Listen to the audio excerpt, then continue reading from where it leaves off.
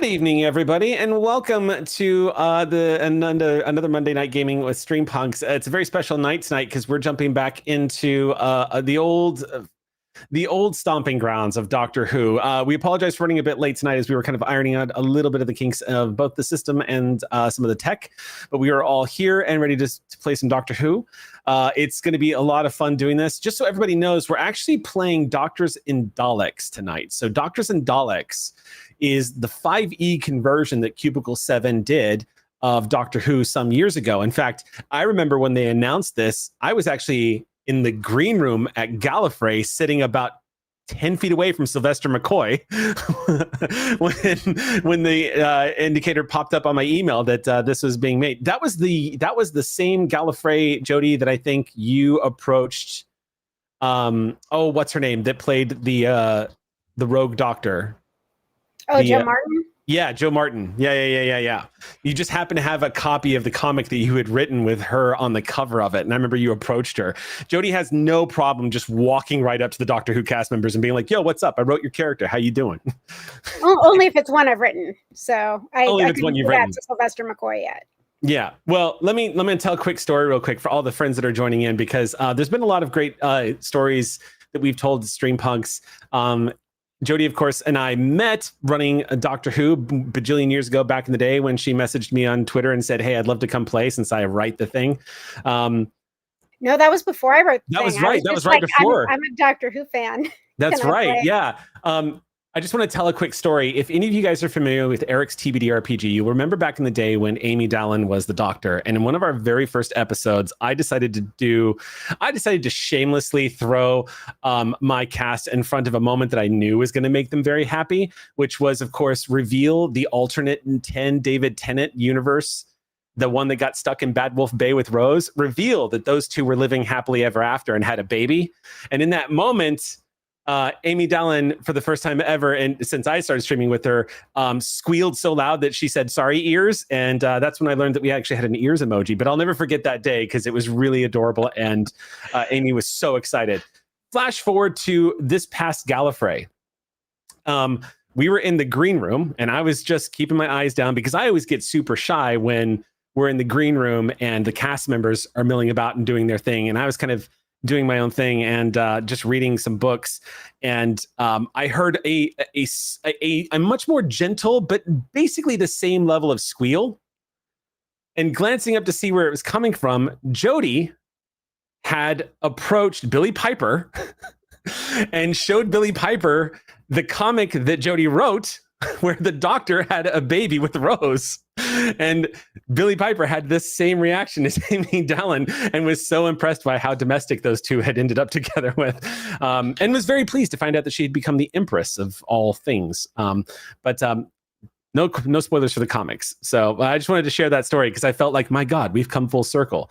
That, of course, in the moment when Chris Chibnall asked me not to sue him because Dr. Amy looked so similar to what Jody would eventually end up looking like. That is a memory I will always carry with me.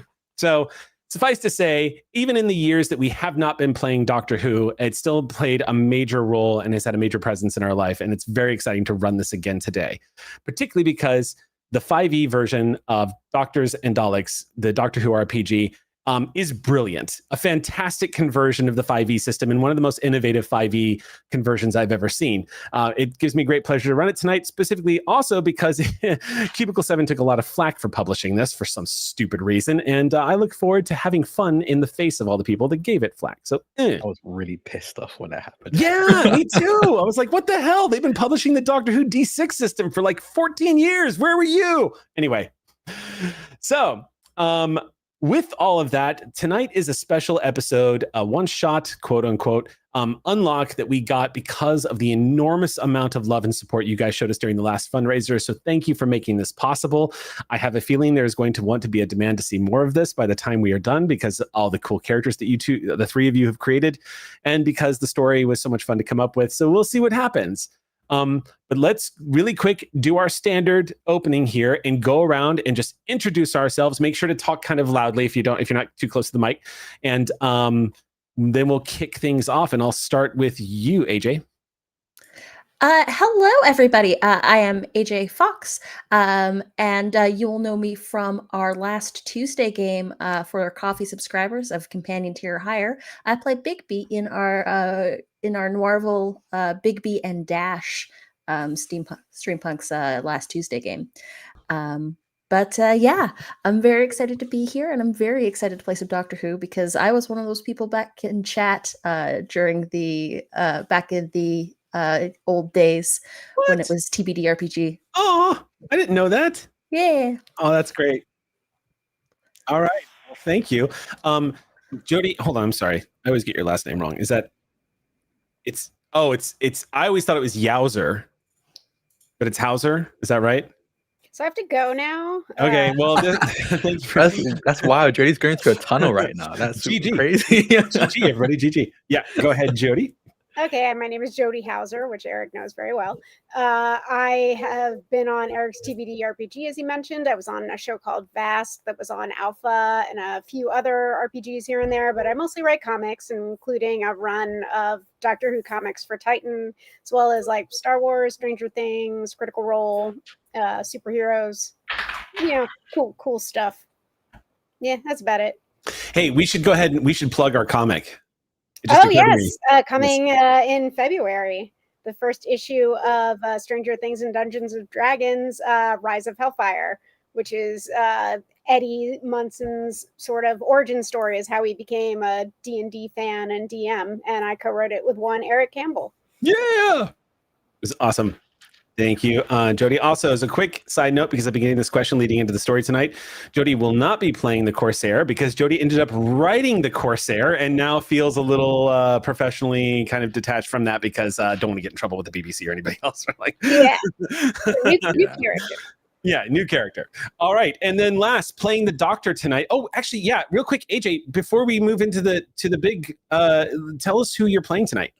I am playing Emery Moon, who is a stalwart investigator background, and has chosen I've chosen student as my little subclass. Excellent. All right. He's human-ish.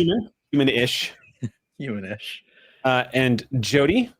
I am playing Sue Ann Sutton, and I have the Lost background. And that's all I'll say for right now. Excellent. I appreciate you for that. I do. I'm not the only one that has an inclination towards cliffhangers, y'all. All right. And with that, Drac, if you would please introduce yourself and who you are playing tonight. Yes, I'm Drac, or Draconics. I do ttrpg stuff. I write, I produce actual plays, I perform in them, like this one. And today I'll be playing the Doctor, which is very cool. A lot like AJ, I wasn't in the chat because I came to it late, but I did watch Eric's TBD RPG during the hiatus between Callisto's 6 seasons. So I am very excited to be a part of the world now. Y'all getting emotional before we even start the game tonight. It's not supposed to be. It's supposed to be flipped. I'm supposed to be doing that to you. Hey, you're going to be dealing some logical and emotional, actually probably some just straight up damage to our characters. So this is us doing it back to you beforehand. But yeah, I'm playing the 13th Doctor. Our 13th Doctor specifically. Yeah. All right. Well, because we're running a little late, I'm just going to jump right in and say, before we start, don't forget, next Monday, we are going to be doing our Dragon game, which is part of our unlock as well. And I'll say no more than that. Just stay tuned for more information as that's coming out. But with that in mind, let's go ahead and kick off our story tonight.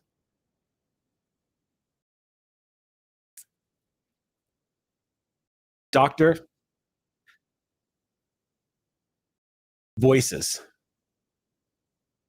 Echoing voices. They're distressed. You can hear the stress in their tone. They seem frightened, urgent.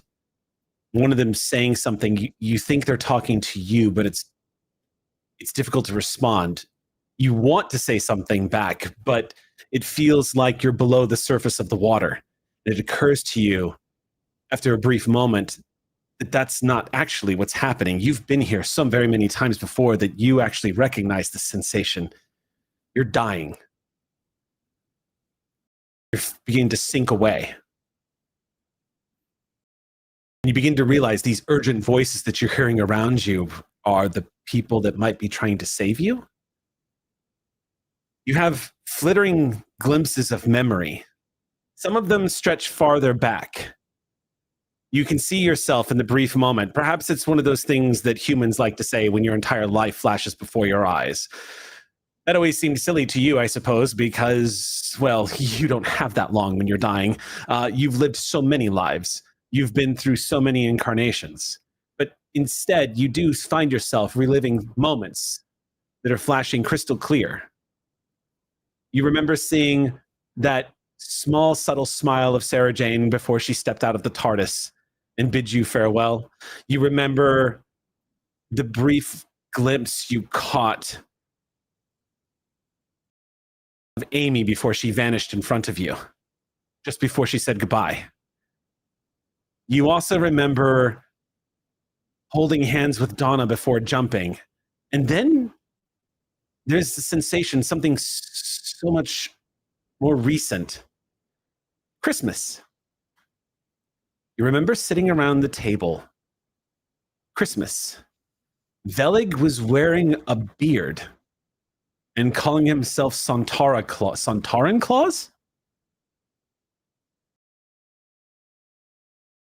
You remember sitting in disbelief as you were watching the master cut a turkey, thinking never in your lives would anything like this ever happen. And then it starts to swirl and go dark again. And you hear explosions. You hear your own voice. You see your own hand peeking, both of them peeking out from the sleeves of your big, thick brown jacket that you brought with you to this universe. And you hear the voice, someone confirming your suspicion. Someone say, "The doctor is dying." Chaos. A jumble of voices. Your eyes are fighting to wake up, but they're just too heavy. But something occurs to you. You're not regenerating. This is it. Of course it is. Of course it is. You were on your last regeneration. But there's been a spoiler because a future you visited for Christmas. This can't be the end. This is the moment you find out how it isn't the end. How did you manage to pull that off? How clever have you been in your lives that you were able to somehow find a way to come back after your regenerations have run out? There's another voice now. Yes, it feels like you're in a hospital of some kind. The smells, the temperature, the feels. Because you have an innate sense, you know you're on Gallifrey. How did you get on Gallifrey? And then the loud clamoring of screaming and equipment. An explosion, people in a panic, and then someone shouting, "Quiet!" It's a voice that sends a chill down your spine, and you can't, for the life of you, understand why until you hear the voice once again say, "No, no, no, no. That's all wrong. The doctor dies when the game ends, not before." You hear a scraping sound as you're trying to fight your eyes to open up when you hear someone say, "Is that a mallet?" More explosion sounds and screaming. People are begging for their lives. Laughter and the sounds of smashing again, breaking, crashing. And then the master's voice in your ear. "Round and round we go." Your eyes flitter open for a brief moment. Not on Gallifrey. You're in your TARDIS. And it almost seems to be moving in slow motion, but you see the master smashing a great mallet into the TARDIS's console. Almost in slow motion, attacking the core of the TARDIS with the mallet. You know he's laughing, but you can't hear the laughter. You just see a shower of sparks exploding as the mallet comes crashing down. that vicious mallet that he wields that manipulates temporal energies, clashing with the core of the TARDIS. Every instinct in your mind tells you that that could be a catastrophic combination that could literally rip a hole in the temporal vortex. And you are losing sight of him. Is the TARDIS glowing? Is it explode? No, no, no. How is this possible? You're regenerating. How? You hold your delicate feminine hand up before you and see the golden glow. You see the master turn and look at you, still dressed like a punk rocker from the 80s, UK, slicked back hair with a big mallet, says tea time on the front of it, and he regards you. You see his mouth move. You know he's saying, wakey, wakey, but you can't hear before all goes dark.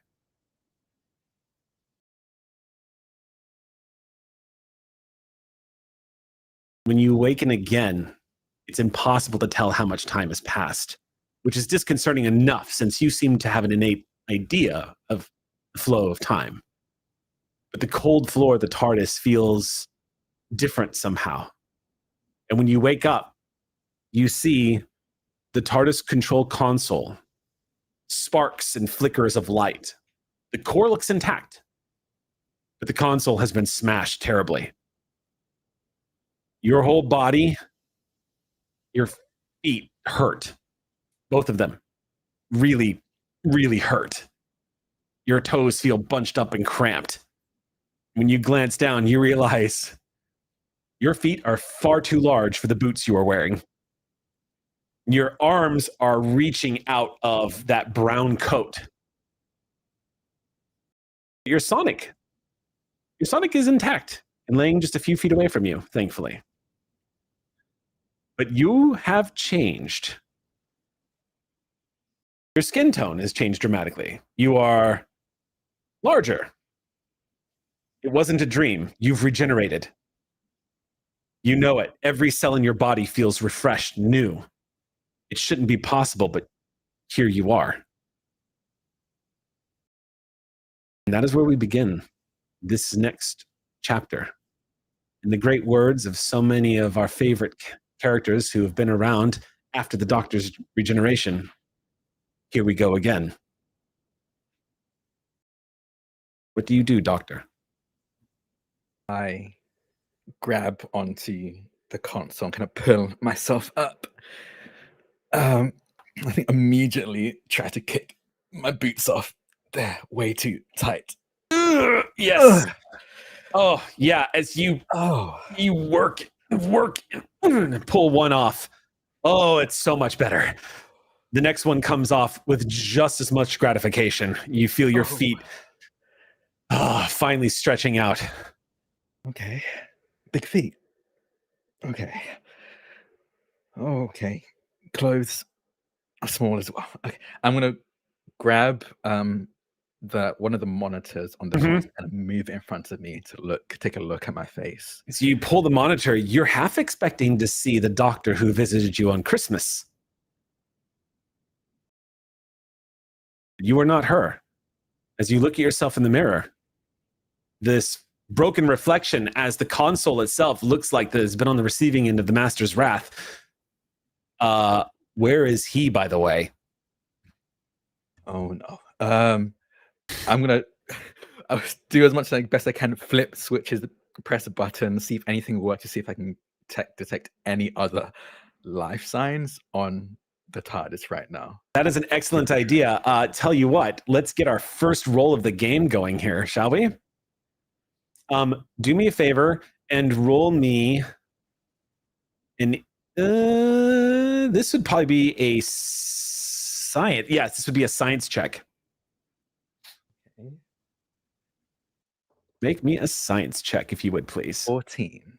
14. Okay. The TARDIS is in rough shape. She's still breathing, though. You can feel her presence, but So sorry. anxiety is the best way to describe it. The TARDIS is a being that is so utterly complex, so beyond comprehension and for so many creatures in the universe that it's difficult really to quantify what it is that you experience when you are aware of the TARDIS's state. But the best way you could describe it is anxiety. It's okay. I'm alive. I'm here. I don't know what the master did to your why, but I think we can maybe fix it. Is he here? The TARDIS is not detecting anybody else inside. Well, technically that's true. There's still an Ood in the lower levels of the TARDIS near the swimming pool. But aside from Meatstick, nobody else is in the TARDIS. It's just you.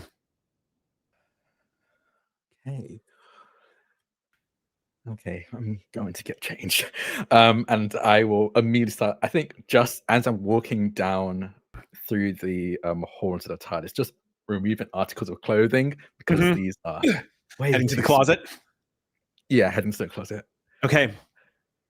You step into the dimensional pocket that would be a closet in the TARDIS, literally opening you to the vistas of all possibilities when it comes to fashion sense. And I grab a shirt, I grab a pair of, I think, jeans, some boots. Be very and it's specific very because much- fan art will likely appear. Yeah. I think quite literally this. I grab a shirt that is almost like an ivory with black, that with very irregular rectangles and squares. Almost honestly looks a lot like a really simplified version of like cells if you like zoomed in really close. Kind of reaches probably a bit too long. He likes the oversized look, so he's wearing an oversized shirt, wearing black jeans, I'd say, fairly fitted to their new height, and a pair of boots, probably dark brown boots. The shirt has a pocket that this one doesn't, unfortunately, but the shirt has a pocket that he always keeps his Sonic in, just in case he needs it. And I think, and he has the same glasses. He still wears the glasses he wore in his previous regeneration. Pulls that out of the kind of long brown coat that he wore before and puts those on. Okay, same eyes. It occurs to you kind of like oversized now. As you kind of glance down and check it out. Yeah. You're an oversized person now. It's comfy. Okay. Stepping out, you take a good look at yourself in the mirror. You still feel the post-regeneration silliness over you right now. The surge of that life energy. Where did it come from and how did it happen is a mystery to you. But you feel very alive right now. Is great, and honestly, no thanks to the master, considering the damage he dealt to the TARDIS. Who knows what could have happened if it got any worse, and I didn't wake up in time. Speaking of where did I wake up, where are we? And I'm gonna head back to the console to figure out where the TARDIS is. You rush up the stairs, run around the ramp, and rush over to the TARDIS. You begin to punch in a couple of quick scans to find out where you are. Make me another science check, if you would, please.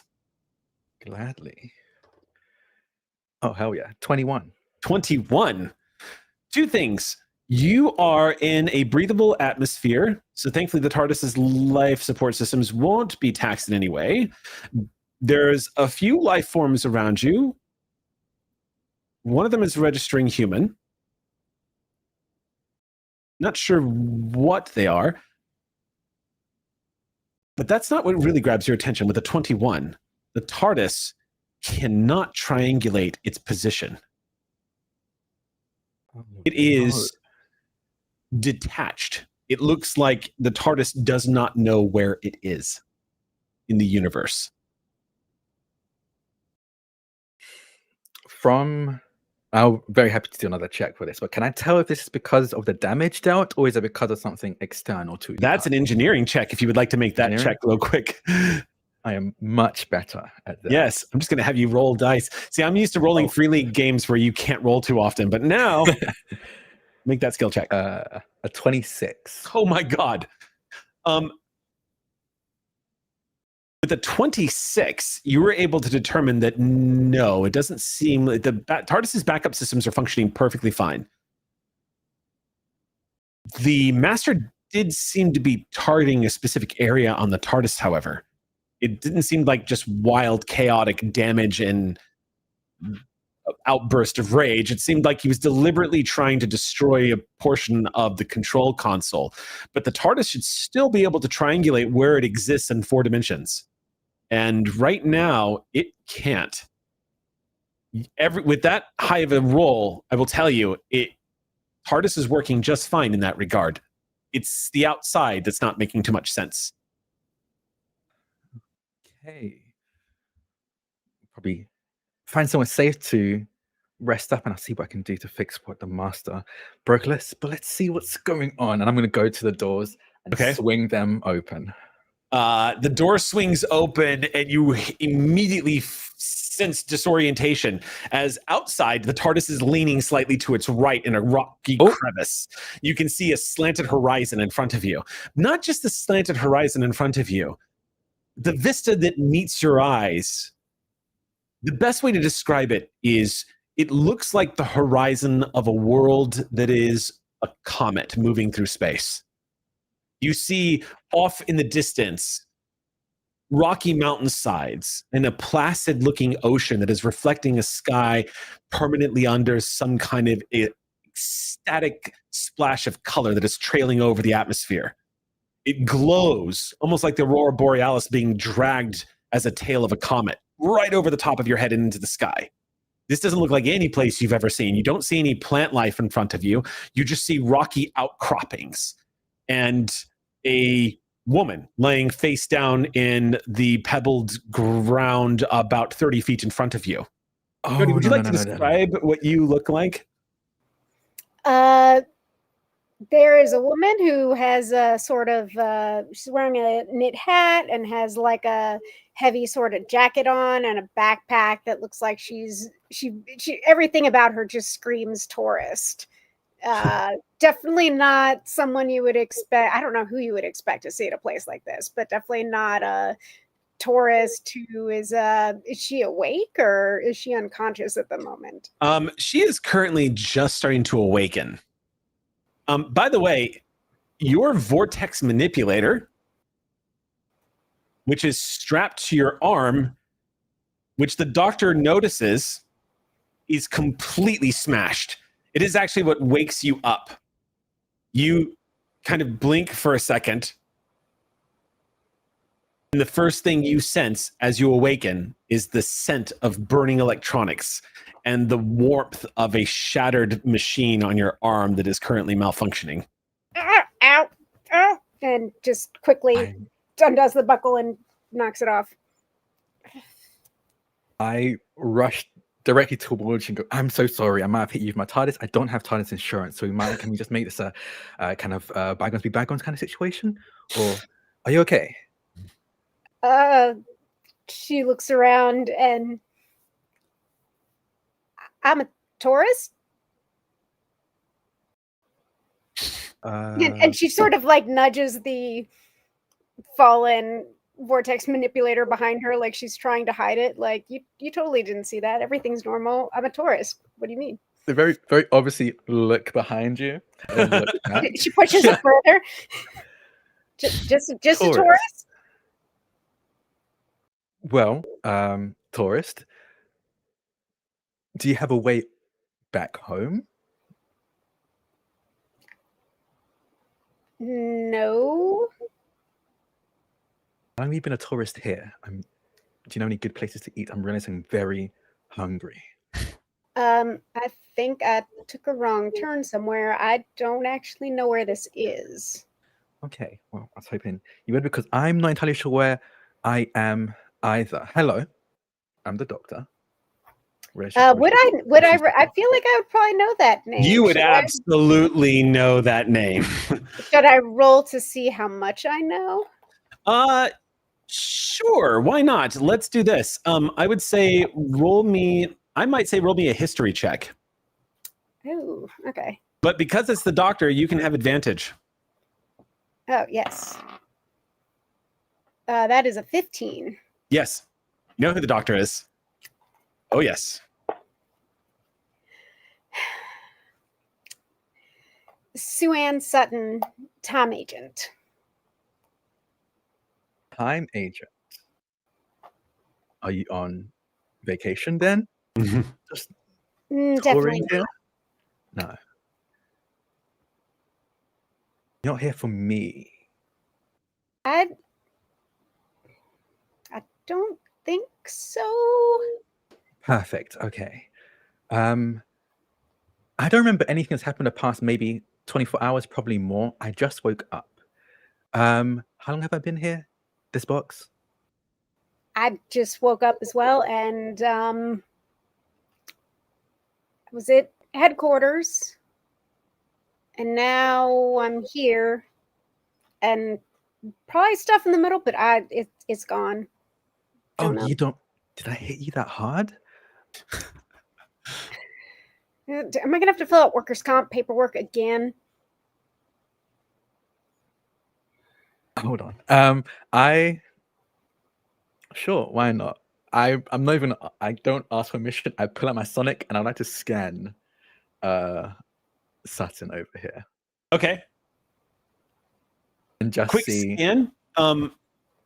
I don't think you're gonna have to make any rolls here. I think the Sonic would just come back with what. Well, let me ask you this: what kind of information are you trying to get from the Sonic right now? What do you want to know? One, if they're injured, because I'm fairly convinced I might have hit them on my TARDIS, and I'm worried about that. But Right. two, if I can, I don't know if there's a thing I can tell my TARDIS, my Sonic, but we both seem to be having memory issues. Can I gauge if what might have caused that? Is it a concussion? Is it something more? Can I tell that with my Sonic? That is a very good question, actually. That is a very good question. Let me see if that's something the Sonic would tell you. I might say this is great because actually it is rather surreal to be looking up exactly what a Sonic can do right now in the equipment section of this core book.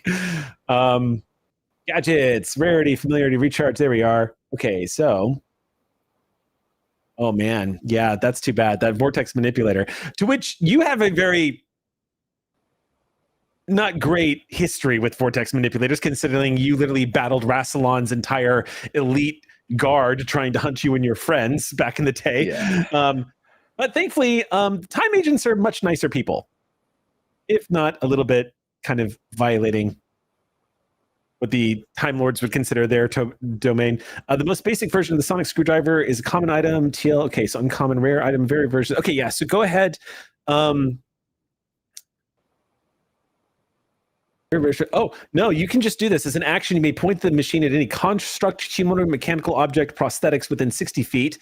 The object or creature must make a DC 15 con saving throw.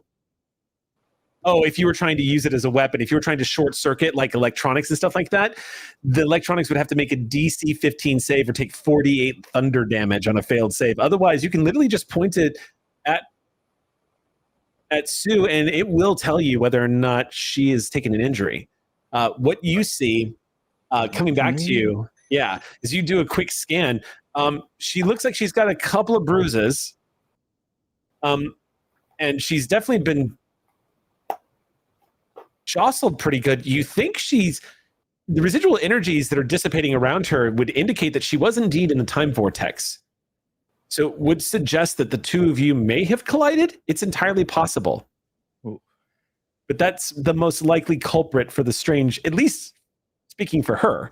It might be why she's having a bit of trouble remembering what the hell just happened. I think scanning Sutton, that's when I kind of go back to the fact this isn't the face I expected. So I think as I finish scanning you, I'm looking at my Sonic, and then I can kind of touch my face. I just kind of sit there for a moment. Why? You all right there? Yes, which actually is pretty surprising if you knew what my situation was. This isn't the face. Oh, beard. This isn't the face I remember. Oh, I should be. I should have. Both of you make a perception check, if you would, please. That's a 7. You're not paying attention. 14. 14. Doctor hears it, though. Real quick, just as a quick sidebar, because of the nature of Doctors and Daleks, there are no story points in this game as they existed in the previous game. However, because we have supporters and our Superpunk level supporters, we have 1, 2, 3, 4, 5, 6, 7, 8, 9, 10, 11, 12 story points that you can all spend that kind of function very similar to how story points work in the D6 standard system.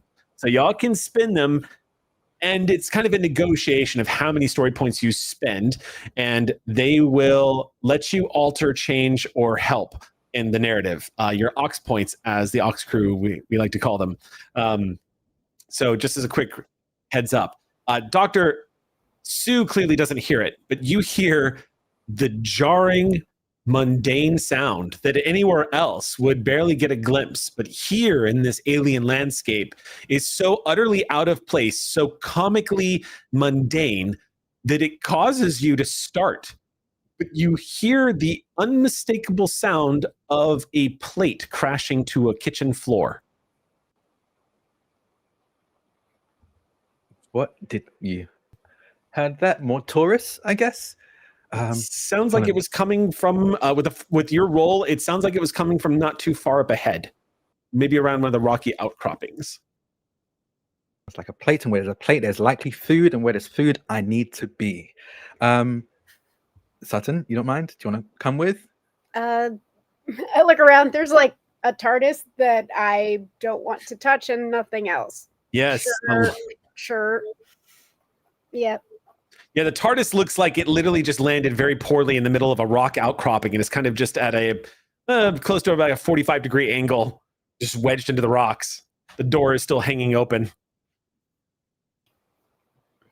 As I walk away, I'll kind of I'll rush over, close the door, kind of you hear like snap your fingers. Snap, yeah, that's it. Snap my fingers that you hear the door closes shut. Okay. Now food, and I'm gonna head towards the sound. Okay. And I definitely pick up the destroyed vortex manipulator before I follow. You scoop it up. Oh man, this thing looks totaled. Doctor might be able to repair it, considering his proficiency and his intelligence vastly surpasses anything in the agency. But you also know that the Doctor has a predilection for not really liking the agency too much. So with that, the two of you it looks like rounding the boulders that are up ahead, this outcropping of rock. And as you do, what you find waiting for you on the other side is just as absurd as the sound that caused it. There is what looks like somebody took a crude cookie cutter and cut out the inside of a coffee shop. Maybe not a Starbucks, but definitely a coffee shop. You see a countertop, a little bit of a kitchen, like maybe a tiled floor. Now that you're looking at it, it looks like the espresso machine is a very nice Italian make, or at least it was before it was split in half and ripped across the universe to wherever this is. It looks like somebody literally just kind of cut a piece of the world out and just dropped it here on this rock. What's even more jarring and a little more surprising is the person that's still standing behind the counter that was in the process of delivering an order and is now here. The sound of the plate crashing was the sound of the plate that they were holding. And in reaction to, what do they see, AJ, when they see you standing behind this counter? They see a fairly short human with sort of curly blonde hair, sort of like like a little bit of a shag cut, like thick glasses, and is wearing like an apron. Looks as though they were at work, and then drops the plate and just, oh no.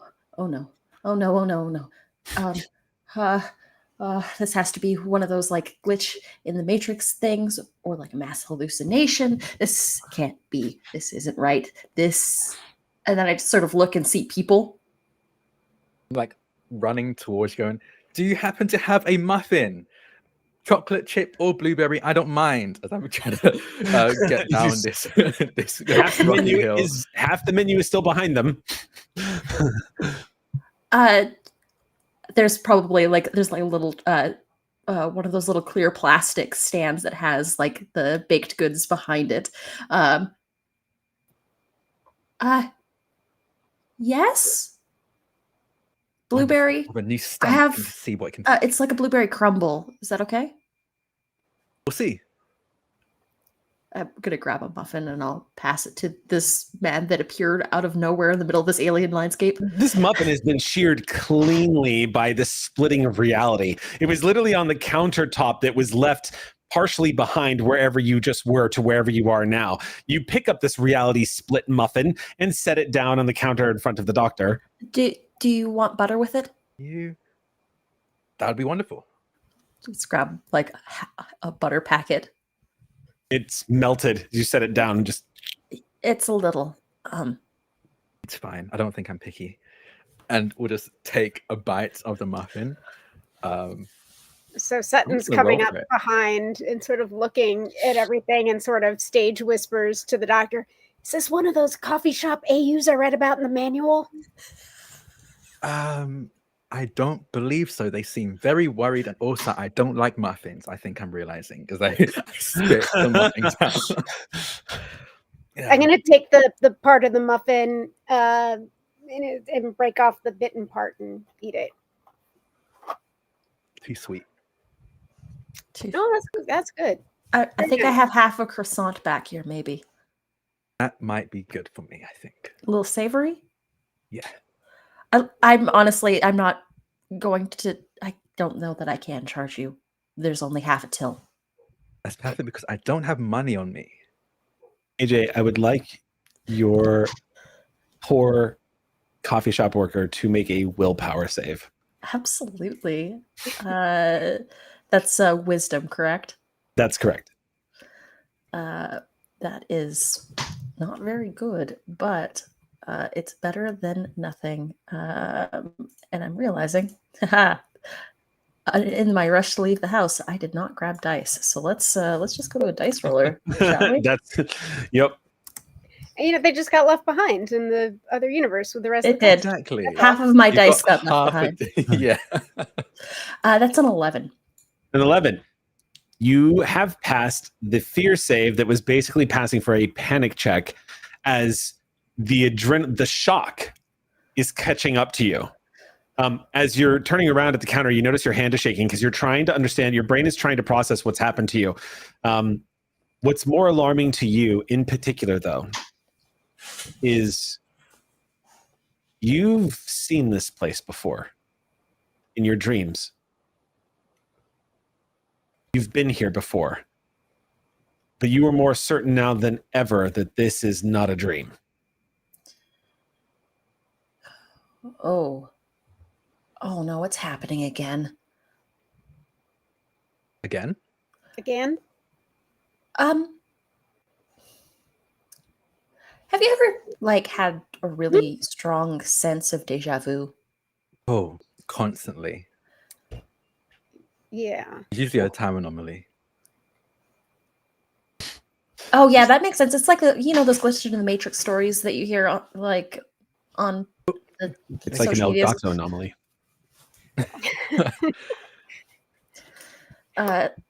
Just sometimes I get a dream, and then the dream is it happens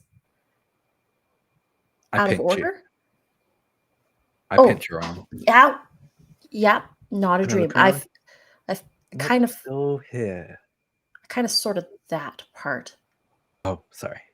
but no, it's okay. I'm so sorry. I just realized I pinched you without asking your name. I'm the doctor. Emery. Emery. Call me M. M. Sutton, I Son. guess. Hi. Yeah. The doctor. That sounds familiar and probably important. Nah, probably not. Sutton's making a like face. So I'm guessing you didn't come here on purpose? Definitely not. Okay. I mean, I was just in the middle of my shift. Honestly, I was about, I also look at a watch, 5 minutes away from taking a break.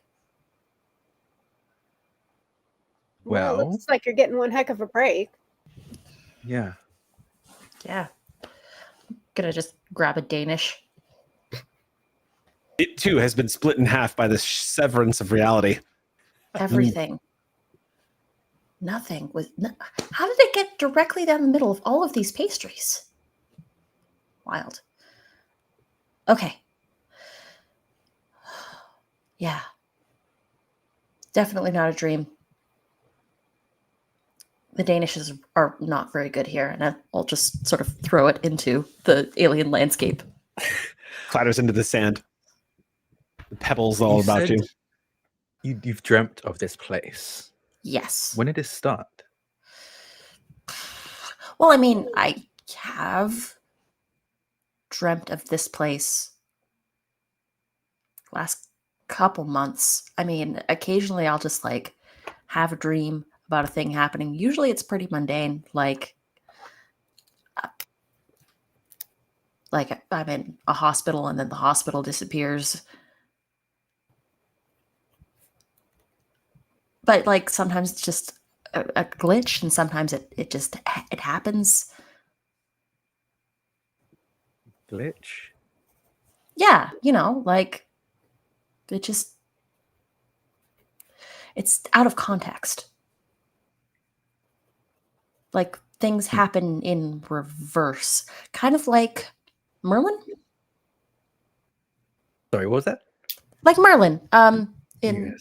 Arthurian legend, where he remembers things, he lives his life in reverse. Memories of Merlin come flooding back into your mind, Doctor, having met Merlin on at least one occasion.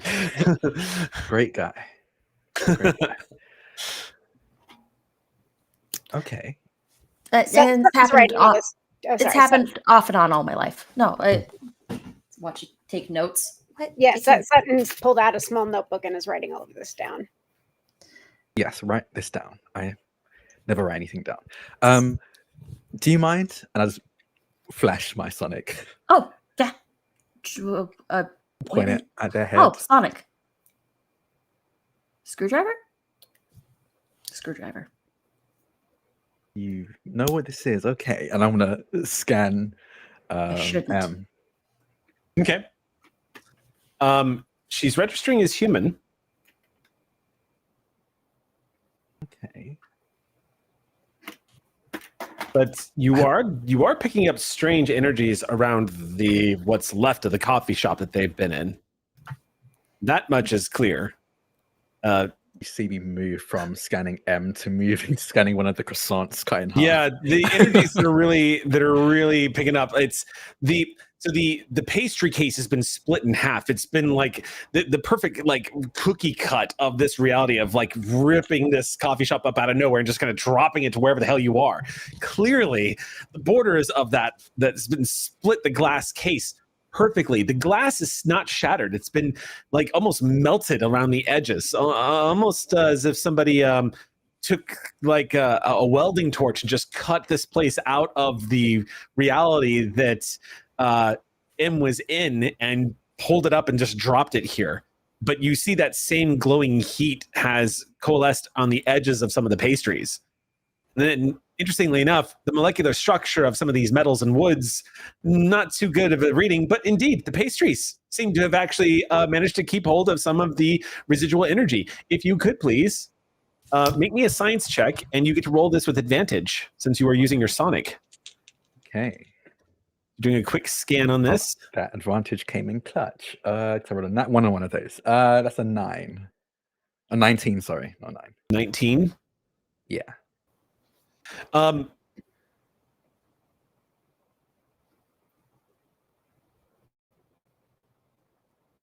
kind of quantum fragment field was used here. And it's chaotic. It's pure chaotic. It's pure chaos, but it doesn't feel like the master's style. This feels like something else, which creates a frustrating inconsistency with the thread that you were trying to follow here. You don't have any clue why this person is here or how this happened or where here is or how you got here or anything right now. None of this makes any sense, but it was nice to have a pastry doctor. It was very nice. Yes, it's definitely savory. I'm realizing tongue and stomach like savory. I just sit on the ground, legs crossed, and then look up at Saturn and M and go, quantum fragmentation. Does that mean anything to any of you? Quantum fragmentation. I think I failed that class. Says the time agent. I have a thing. Do you? What have you got? As part of a stalwart and the student, specifically the student, let me grab that from here. I have, I just need to figure out where that is. Come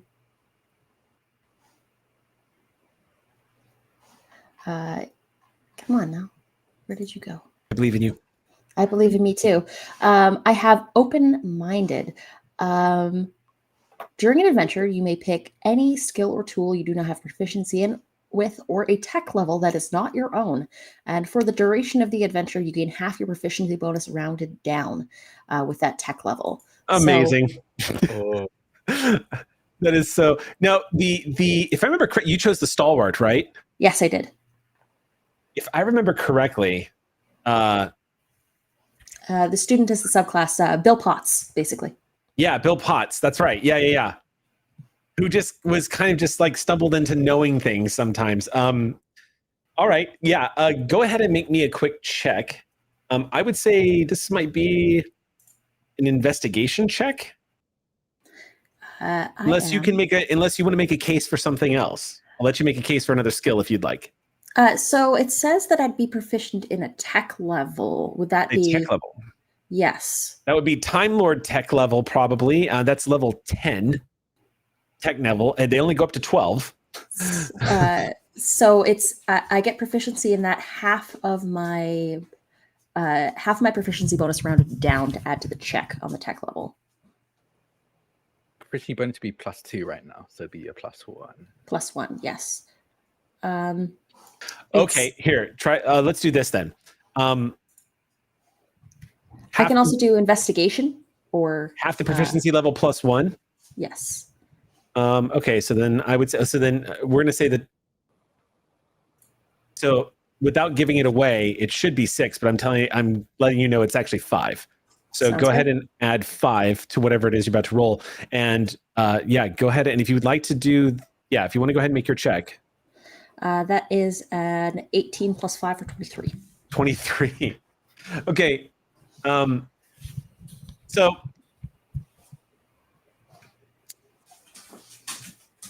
it's one of those things where you're literally just kind of saying something as like ridiculous conjecture, like kind of like being absurd with like, maybe it's this, I don't know, maybe Superman swooped down out of the sky, picked up a building and threw it. And somehow it ties into what probably actually happened.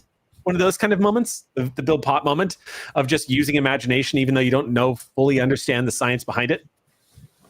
And the way you see this happening is maybe some beyond ancient technology that's greater than anything anybody here has encountered before.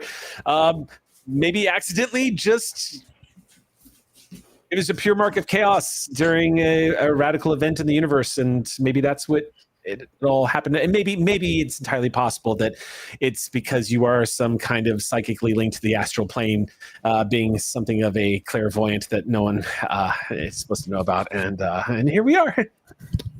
It could be a combination of a number of things. Rogue alien tech that could do that kind of transference. Or, I mean, you've got you, and you're the doctor. That's important. And you're important. So maybe it's like a combination of the three of us in this place and time is needed. I guess there is Everything's no such connected thing as if you think about it. coincidences. I mean, I don't think there is such thing as a coincidence. I think everything's connected. I mean, multicellular level. When you think about it, we're all made of stardust floating through space in the cosmic void. The doctor kind of just sat on the ground looking up at M. I listen to a lot of paranormal podcasts, and Well, that might come in handy because this doesn't seem normal to me. This paranormal might be perfect. It might be exactly what we're looking for here. I don't think it's ghosts, at any rate. I've ruled Okay. that out. Wait, are ghosts real? Oh, definitely. Well, yes, sort of. I feel like maybe I should confess that this is actually my first time out in the field. Oh no. Oh. Oh no, a The greenhorn. vortex manipulates on the first day is. Yeah, that's. I really hope I don't get fired for this. But it sounds like maybe it's your fault. Or can I We blame, don't know that for sure. But I If it could was, I just did you blame a you service. so I don't lose my job? Not sure. Yeah, they're bad books already, so it doesn't really. Adding another thing to the long list doesn't really change too much. She scribbles something down, and if you could see, she was writing, "It's the doctor's fault." If you want me to sign everyone- it, I can sign it too. Yes, you have to get it signed by a doctor. It's the doctor's note. If everyone could please make another perception check for me. Absolutely. 18, no, 17. Natural 20. Nat 20. Okay. Yeah. Which, so actually a 22. Nat 18 for me. 20. Nat 20 is gonna. What was yours, AJ? 18. 18. And Doctor, what was 17. yours? 17. Okay. All of y'all made impressive perception checks. Hearing it first will be the time agent, who Sue Sutton. You weren't paying too much attention the first time around, but the gentle melodic scratching sounds writing on your journal, it kind of focuses you to the point where you catch the sound before anybody else hears it. Ears perking up, you hear what sounds like shouting, not panicked shouting, maybe concerned shouting, almost like parents shouting, echoing off some of the rock faces. That's when you all see Sutton react, that reaction is what clues you into the fact that you are hearing something. Not really sure what it is, but Sutton seems to be aware.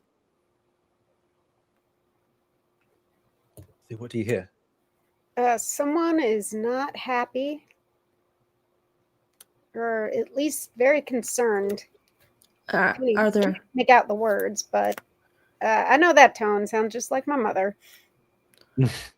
more people that are stuck here like us? Maybe. Let's see if we can help them. They might want some muffins too, and I want to grab as many muffins and pastries and croissants as I can. Here, I've got pockets on this apron. Oh, perfect. There you go. M, it feels a little wrong to just walk away from the register, but what are you gonna do? Take a couple of steps away from the counter, but So I look back over my shoulder. I mean, loss prevention will handle it, I hope. The three of you begin to walk away from the reality-torn coffee shop and begin to scope the landscape around you a bit. First of all, the ground itself is made out of that delightful, cool, smooth, pebbled rocks that you would find on old playgrounds. And it seems like it's not too deep either. So you're hearing like sort of the gentle crunching sound of stones as you walk over it. You could be barefoot and it would be comfortable. It's those kinds of rocks.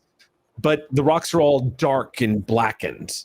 Occasionally you'll see gem-colored rocks and whatnot. But as you continue to walk, you start to notice something. The ground, not all of it's rocks. It looks like some of this stuff, every now and then you'll come across random things that look like they're just laying in the stone as you're moving through here. Nothing jumping out at you, nothing that looks like evidence or anything, but just random knickknacks and pieces of metal that don't look dangerous, but look like detritus, like debris of some kind as you're moving through here. It's enough to grab your attention until you round the corner and spot what looks like to you, Doctor, a smaller humanoid, maybe human, roughly standing at about 3.5 feet tall. Yes, looks human. Yes, looks human. Brown curly hair. Definitely human. Brown curly hair, dressed in a very charming leather doublet and breeches, wearing boots, standing next to what looks like a Silurian. A very unusual looking Silurian who looks somewhat evolved. A little more dinosaur-like than the typical Silurian. Silurians are very humanoid in their appearance. Even the Winley Moor Silurians, or even the Welsh Silurians, they definitely had a more draconic look to them for sure. But this one looks even more so, with a much more angular feature. The two of them are walking side by side. The one that they are walking next to, the smaller human, is glancing about and is saying something to the Silurian that's standing to their right. The Silurian to their right has a strange, like deep, beautiful, almost bronze-like gleam to their scales. And she looks like she is, looks like she's emotionally distressed. The two of them are calling out someone's name over and over again, but it's being lost in the wind. They're near what looks like a beach. You can see water starting to slowly lap up on the shore of this very placid-looking sea.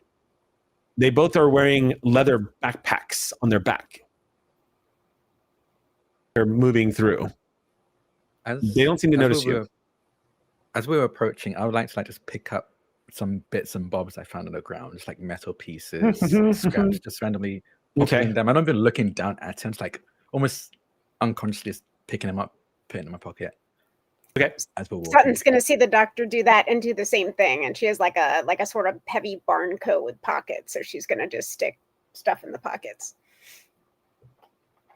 Okay. You'll grab a few knickknacks, things off the ground. And actually, I think. Actually, yeah. 1 sec. I actually might be able to roll to see what it is you. Oh. I might. Yes. Do me a favor.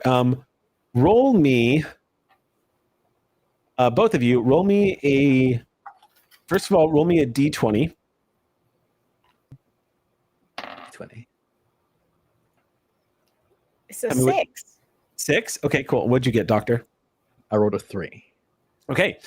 Then if you could please, both of you, roll me a d100.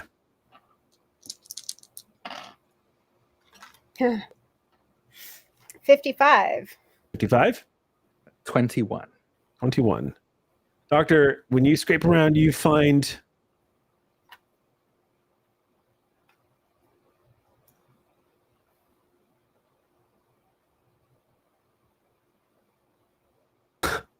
a strange little metal box that seems to be locked, but it's very small. It's like this big. I'd say maybe it's about 2 inches wide, 2 inches across. Looks like a little bitty, almost like a miniature music box that's been just kind of left to rust and rot. You rolled a 55, is that right, Sutton?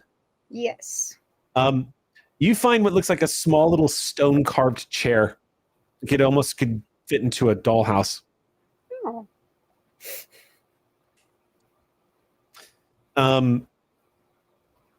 As the three of you approach, they spot you. And one says something to the other one, and the Silurian waves at all three of you and says, "Hello? Hello? Hello." I'll wave back. she comes jogging up. Partner's jogging right behind her. She says, "Hi." And then she looks at the three of you rather kind of like surprised. Seems like she's looking you up and down for a second and just kind of says, "Have you seen a little girl running around here? Her name is Nilana. Have you seen? Looks very much like him," and points to what appears to be her partner. The smaller human comes trotting up and goes, "Yes, have you seen a little girl about my height? No, sorry, a bit shorter, about up to my shoulders, I suppose. Same curly brown hair, very loud." No, we just arrived, sort of, maybe. These are the only two other people I've met. By the way, this is Sue. Sue, okay. This is M, and I'm the doctor. Hi. Hello. I'm Tim Bryn, and this is Kalinia. She waves. "Hello. We're looking for our daughter. She's been lost. She usually doesn't wander far from us when we're out scavenging, but we lost sight of her about an hour ago. Usually she comes running back, but we haven't been able to find her." I mean, we're here anyway. We can help. Would you? We would be so grateful. She's quite resilient and she knows her way around, but it's still dangerous to run around by yourself. Are you from here? Yes. No, we've lived on the Planebreaker for some time now. Tim Bryn says, "Yes, we don't live in the city." I don't know if that's where you were headed, but we like to live out here on the plains, where it's more salvage out here. Are you salvagers as well? No, I'm a tourist. A tourist?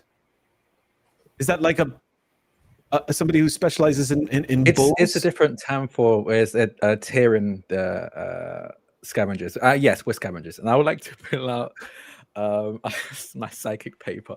Okay, you pull out your psychic paper. What does it say? Yeah, it says whatever you say. She leans in and says, "Oh, you're from the Authority. Oh, well, yes. We are so lucky you're here. I didn't realize so many of the salvages that you'd be this far out. Yeah, if you wouldn't mind, I hate to take you away from your busy duties. I know service to the Mantis is very, very important, but we would be very grateful." It would be our pleasure to help out the workers here. Thank you. We've been worried sick. Tim Bryn here, well, he rolls his eyes and says, "You can say it, it's fine." He starts to fidget and sneeze when he gets worried. Yes, thank you. Now that you've humiliated me, my daughter, she looks like me, has curly hair, also is wearing a large leather backpack. Like the ones that you have? Yes, exactly. Gotcha. Okay, well, where did you last see her? She was wandering on these shores here. Last time I saw her, she was running up and down the shoreline. She just veered off. She couldn't have gone far. She's been missing for close to an hour now. I think this would be around the area where we last seen her.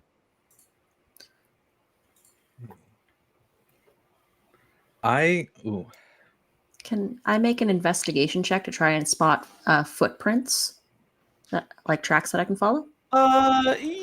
Yes. Yes. I'd like to do that.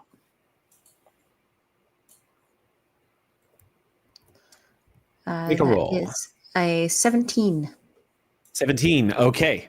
Well, we'll say in that case, if you're looking for tracks, as you're having this conversation, you just start glancing around. It's going to be tricky because the stones really, they don't give you footprints to look at, really. No. Oddly enough, even the beach itself, there's no real sand here. It looks like it just runs off into stone.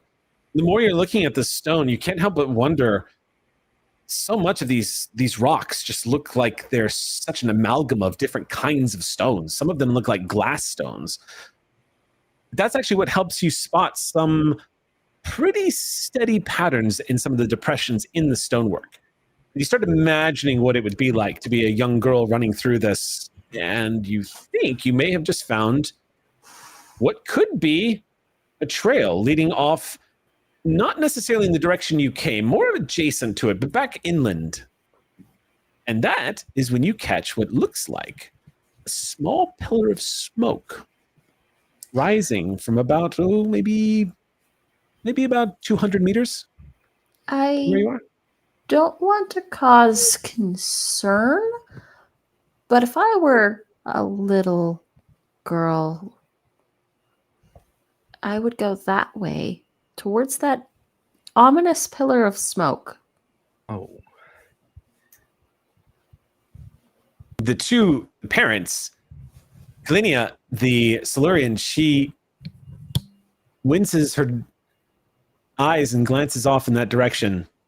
And Doctor, you can't help but admire this variant of Silurian. She looks like she has the slitted eyes and looks very reptilian. I'm She just glances staring at her. She glances forward and she says, "I don't think that's a campfire. Do you?" And Timbrin says, "I can't see it over the hills." And oh, I'm sorry.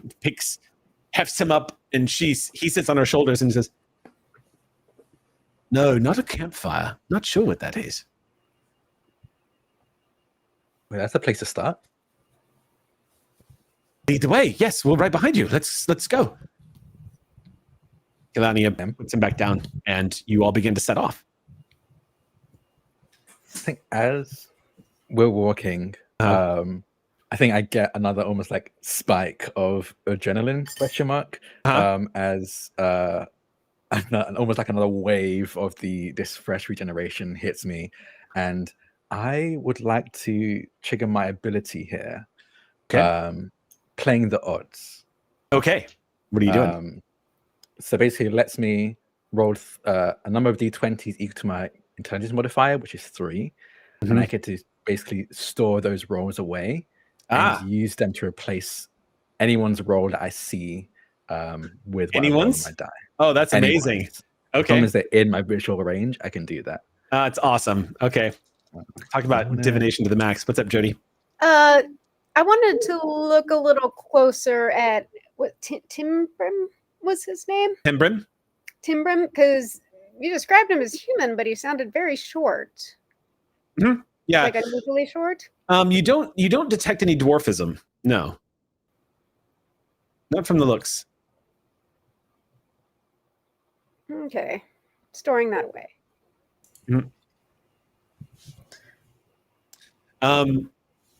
As you all Just begin keep to me- march along, what's that? So just to keep me honest, so everyone knows, I rolled a 1, 10, and a 5. 1, 10, and a 5? Okay. Yeah. That's amazing. You have a 1 stored up that you can throw at Yeah. somebody if you want to. Okay. So, Doctor, your mind is racing as you're trying to piece this together. Timbrin is keeping good conversation. You can tell he is anxious. He sounds like an anxious father who is just keeping his cool. He says, so your first time here? Are you newcomers? Did you find yourself here by accident?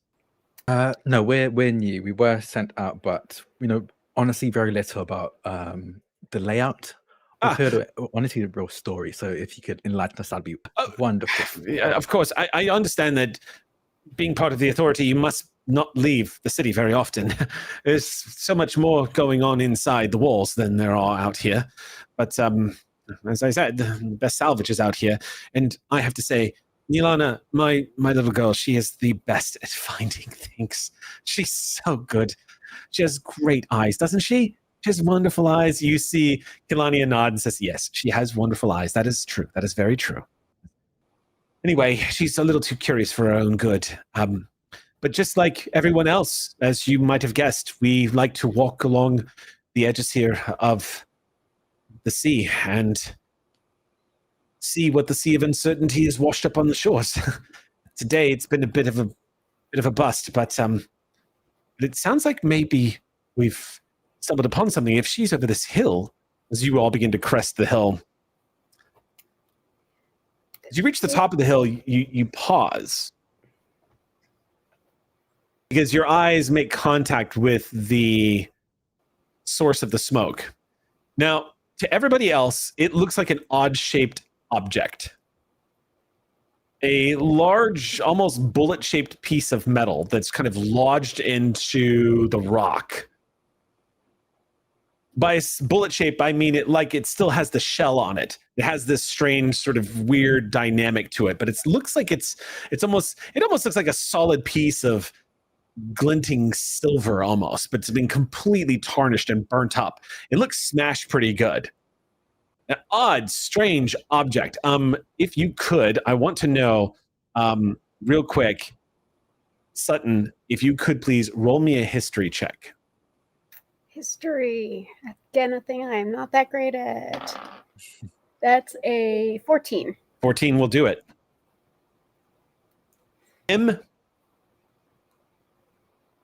The two parents that are next to you that seem confused by what they're seeing, you're one step ahead of them. Your mind immediately goes to, is that a spaceship? Dr. Sutton, your mind goes to a very different place. Even basic training on your first day out, Sutton, your blood begins to turn cold. You know a Cyberman scout ship when you see one. It is currently torn asunder with a hull breach. You can see it's been split open, and there's a small column of smoke drifting out from it. But judging from where you are standing, you can see there are still lights glinting on the interiors as though it still has a fluctuating power source somewhere inside. Doctor, you've seen these as well. It looks like a much older model, but exactly not what you wanted to see right now. That's actually a good stopping point for our 10-minute break. Heck yeah. All right. Let's take 10 minutes, quick refresh. Write down or revise any cantrips that you've got, your quips that you've gotten for your character sheet. We will be back in about 10 minutes. We'll see you then. And we're back. I want to kick off our this from our break before we come back, just to take a second. Jody and I have known about it for a while, and of course, honoring privacy and whatnot, but it has been made a little more public.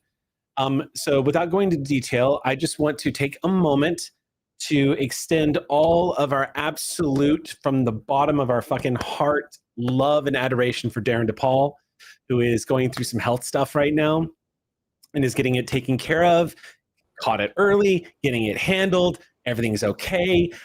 We love you to our very fiber of our beings, Darren. He sent me a message today because I let him know that Jody and I were thinking about him and really, really looking forward to seeing him. And he sent me a Darren message back. You know the Darren messages where it just comes out of nowhere and it makes you want to sob? Yeah, that's Darren. He's good at making you cry. You think I'm good at it? No, Darren DePaul. So all our love to Darren, because we love our Velig. And we need our librarian in the TARDIS. Yes, yes. Do I have that? Actually, have that.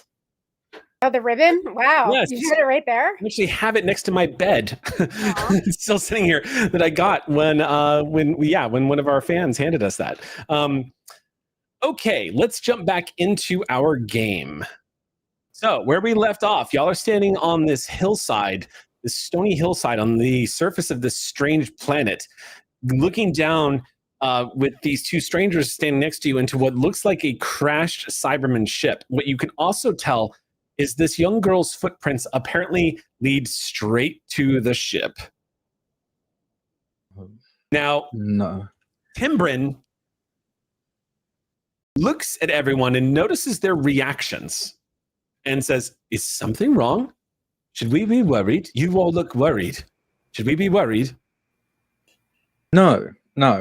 But I think it might be better if you stay up here. I can head down and take a look around for your daughter. You see, he glances up at Kalinia for some guidance, and she glances down at him and then over the three of you suspiciously and says, you know what that is, don't you? What is it? I mean, it's a spaceship, right? A what? Do you mean, wait, spaceship? Wait, do you mean like and cutting her off, helping her find her word, the three of you hear something you've never heard before, a term that does not register to either of you, either one of you. But you see Timbrin start making a connection. And as she struggles to find the word, he seems to remember it and says, "You mean like a spelljammer? Is that what you're talking about?" What's a spelljammer? Spelljammer. It's like a ship that is propelled through the astral space, I think is the way it works. Is that right? That's why we say spaceship. Wait, astral space? The astral sea, of course. What's up? I mean, Emery's kind of a geek. Would Emery know the meta knowledge? No, unfortunately, in this realm, in this world, it doesn't function. This isn't quite the D&D cartoon. Gotcha. You got into the ride and now you know you're in D&D. Yeah. Yeah. Instead, it sounds like they've kind of taken the word that magic and turned it into jam, is what it sounds like to you. Spell jammer. No, I don't think so. No, that's a. Oh, I'll be honest. I suppose I'll be frank.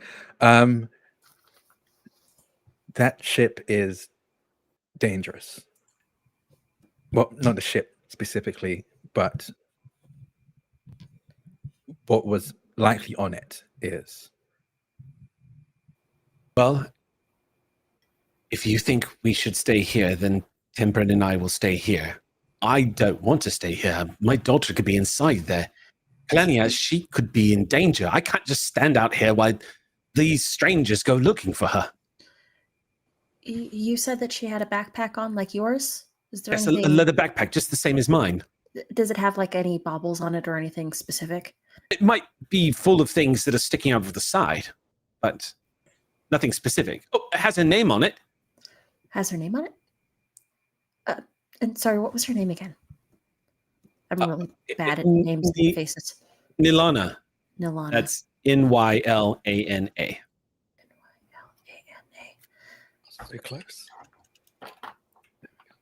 I would like to as a clairvoyant, get this psychic vision of a backpack with the name Nilana inscribed on it. Are you trying to envision where she is to try to see if you can reach out and see her? Beginning at 3rd level, you have access to the following SRD spells, including Locate Object. Okay. That's right. All right. You concentrate for a moment and try to picture this backpack that this human and this lizard woman is wearing, and you try to imagine, you try to focus on the backpack, but you're still trying to process the lizard woman. That's just so new. I'm not one to judge. I work at a coffee shop. I see a lot of weird people before they had caffeine. I'm just going to gloss over lizard person. You focus again on the backpack. Closing your eyes, you begin to see a dark corridor in front of you. And you begin to see circuitry and wiring all hanging from the ceiling and sparks. It looks like the interior of a science fiction shipwreck. It looks utterly demolished. You also see what looks like bodies all over the ground. Robots laying sprawled out all over the ground in comical displays of powered down, I guess. They just look like they're sprawled out on the ground. Curious enough.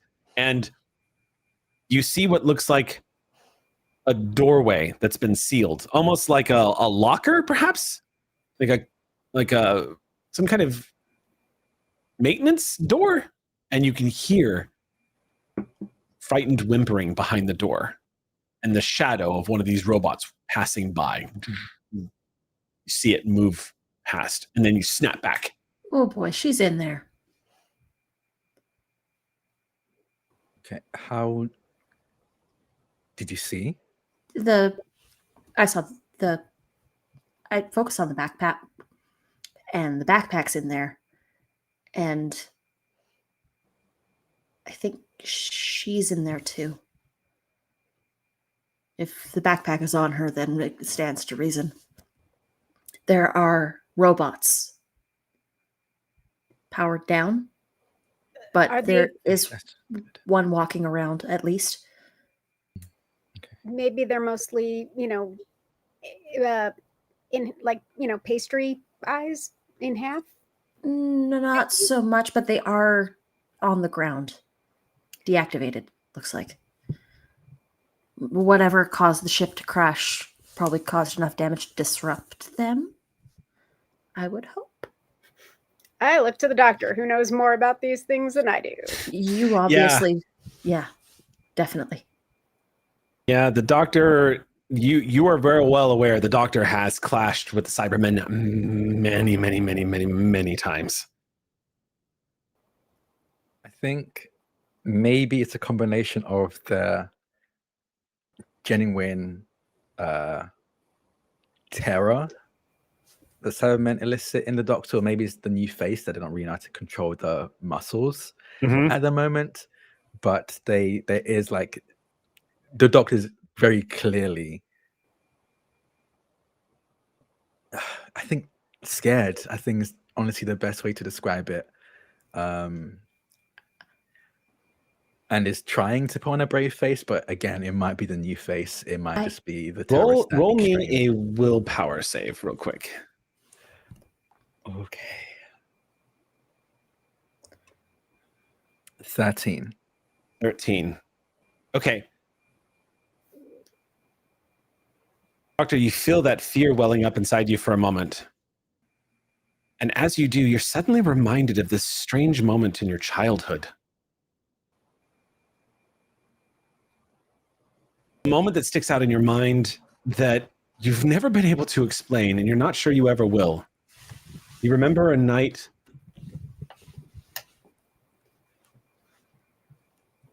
there was a woman under your bed. You remember hearing her tell you that fear is like a superpower. It can make you faster, smarter. Just as that level of fear begins to rise inside you, you feel yourself kind of steady.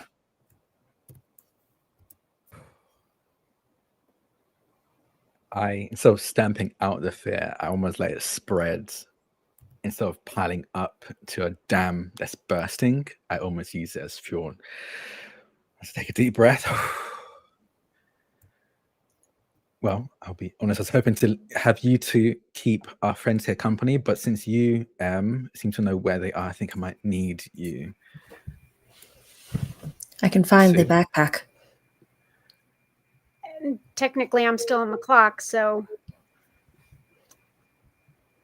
It'd be a great work experience.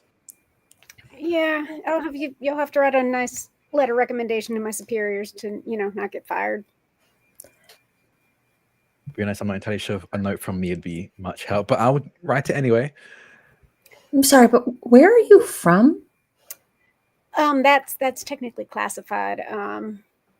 It sounds southern, but like it's kind of muddled. Have you lived several places? It's been drifting. I didn't want to say anything. It has been drifting, right?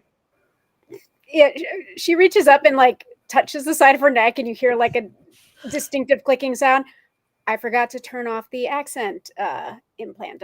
It's sort of like, first time out, like training wheels for undercover. Anyway, okay. Child in danger. Yes. And M is going to start stepping forward. Okay. I will turn to Tim Brim and Kalenia. Mm-hmm. I'll turn to them and go, we're going to have your daughter back soon. Just sit tight. Galenia just nods and says, I will do what I can to keep him here as long as I can, but I can't guarantee that I can hold him. Tim Brim nods and says, damn right. We'll wait out here, but if we feel like something's happening, I'm coming rushing in, I'll tell you now. 30 minutes. Give us 30 minutes. They seem to settle. I'll turn and follow M. Okay. 3 of you find yourself standing in front of this ship. Now, M, for you, this might be a wondrous moment because it's another spaceship and you've already seen some pretty wacky things today. However, I'm going to give you this, Sutton. This is way beyond your pay grade. A first-time agent out in the field does not engage the Cybermen. Your first order of business, if you come across anything of this threat level, is to flee and report back, particularly if you see them engage in any kind of temporal activity. Thankfully, Cybermen ain't there yet. Daleks, that's different. Cybermen, you don't have to worry about them when it comes to that. It's easy to get away from them. So you find yourself putting your foot inside of this ship with the Doctor. So many stories about some of the people that have traveled with the Doctor and the things the Doctor has done. You certainly didn't expect this to be your first assignment, but here you are. The 3 of you find yourselves in the shadowy interior, and indeed, this does look like a Cyberman ship, all right. The interior, all this technology, it looks like it's in total disarray. There's a strange acrid smell in the air, almost as if maybe a coolant broke and there's ozone being leaked somewhere, but it pinches the sinuses a little bit as you all step inside. Doctor, you can see the power core is still operational and you can see the ship fluctuating a little bit. Lots of nodes for the Cybermen to simply plug into and interact with the technology directly. And just as M described, you see the corpses of Cybermen littering the floor. It looks like many of them didn't survive what you have to imagine was a crash. And interestingly enough,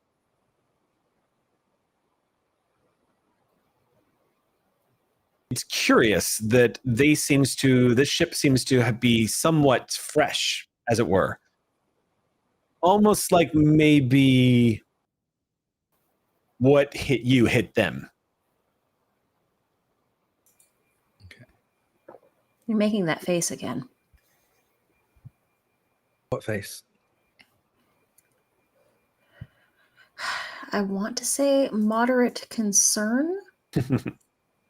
Yes. Funnily enough, you're probably seeing my face more than I've seen my face, so didn't realize how transparent it was. Yeah. You'll get the hang of it. The face thing, I'm sure. I usually do. I just realized something. It's kind of your first day on the job too, isn't it? Technically, yeah. In this, yeah. I'm still very scrambled. So running into the Cybermen is quite honestly the unluckiest thing that could happen. But I do, since it's all of your first days, a bit more than it's my first day, I do have. And I've been at this job for months. Oh, here. Never mind. You're taken to this very well, all things considered. Yeah, that's weird, isn't it? Yes. I'm not complaining. Probably because I've dreamt this, and I think it all turns out okay. It gets a little fuzzy near the end. I have so many questions, but we're in the middle of a Cyberman ship, so I'm not going to ask him just yet. But I am going to state one thing. I have many rules, but the one rule is do as I say, not necessarily as I do. So if I would say run, especially now, you need to run.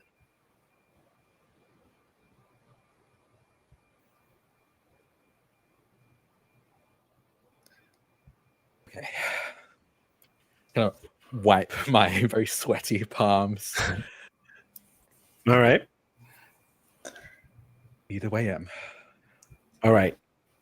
In that case, I will have you choose between investigation or perception. If you're using investigation, you're actively looking for clues or evidence or ways around.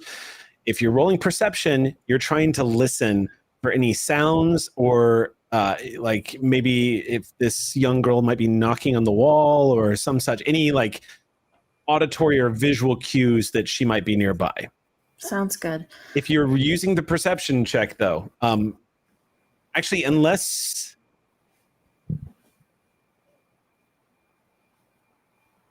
you're the doctor, I would say the two of you have disadvantage on these rolls.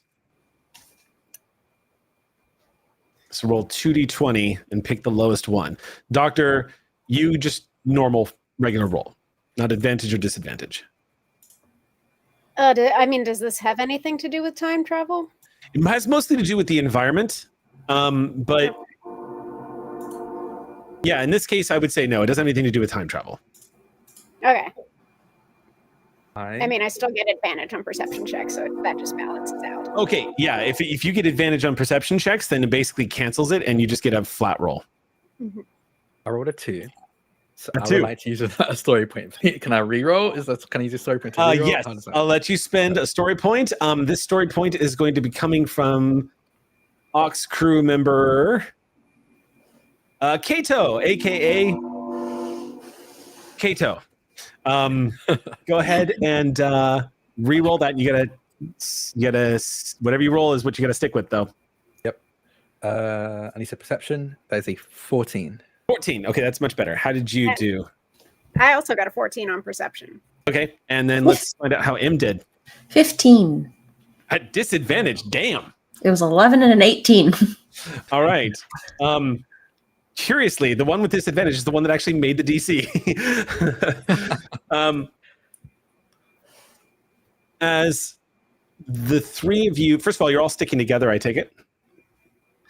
So as three of you all managed to make your way down the corridor, you're beginning to see signs of extensive damage. It looks like this ship, when it collided with this mountainside, it looks like most of the hull has been sheared through by sharp rock and was torn free. So you're seeing a lot of sparking and electrical exposure here. Lots of gases kind of spraying off into the atmosphere. It's not pleasant. As you're kind of coughing every now and then, pushing your way through, you recognize the corridor you're in being similar to the one you saw. Causes you to know exactly which direction to turn, left or right. Yes, left. As you all turn left, you feel your heart starting to race because this is exactly the corridor you need to be in. This is just as you saw it. A few feet ahead of you, you see the door. It looks like some kind of equipment or storage, maybe a weapons locker. It looks like it is. You can barely tell that it's a door because the seams are so perfectly aligned with the rest of the wall. Cybermen are nothing if not efficient, Doctor, and the alcoves here look like they blend perfectly with these flat, silver, sterile-looking walls.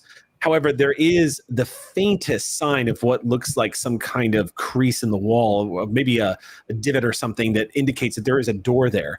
And then you see M rushing up to it. Rule number 2, stay close, and I'm going to keep up with... Okay. What do you do? Right here. Also, there might be someone nearby. One of the Cybermen. I'm going to run my hand across this wall to see if I can figure out how to open this door. Okay. You run your hands over it. This is going to need a sonic. Okay. For sure. Hey, Doctor? Yes? You're going to do okay. And I'm going to sort of pat the doctor on the back, and they'll get a very clear vision of what they need to do as I cast guidance. So take a D4. So this is what specifically is the abilities? As part of the clairvoyant Um, ability, you can cast guidance as a cantrip. How does it manifest? You're just encouraging words of helping the doctor kind of visualize the success? I think that as I think M makes physical contact, Mhm.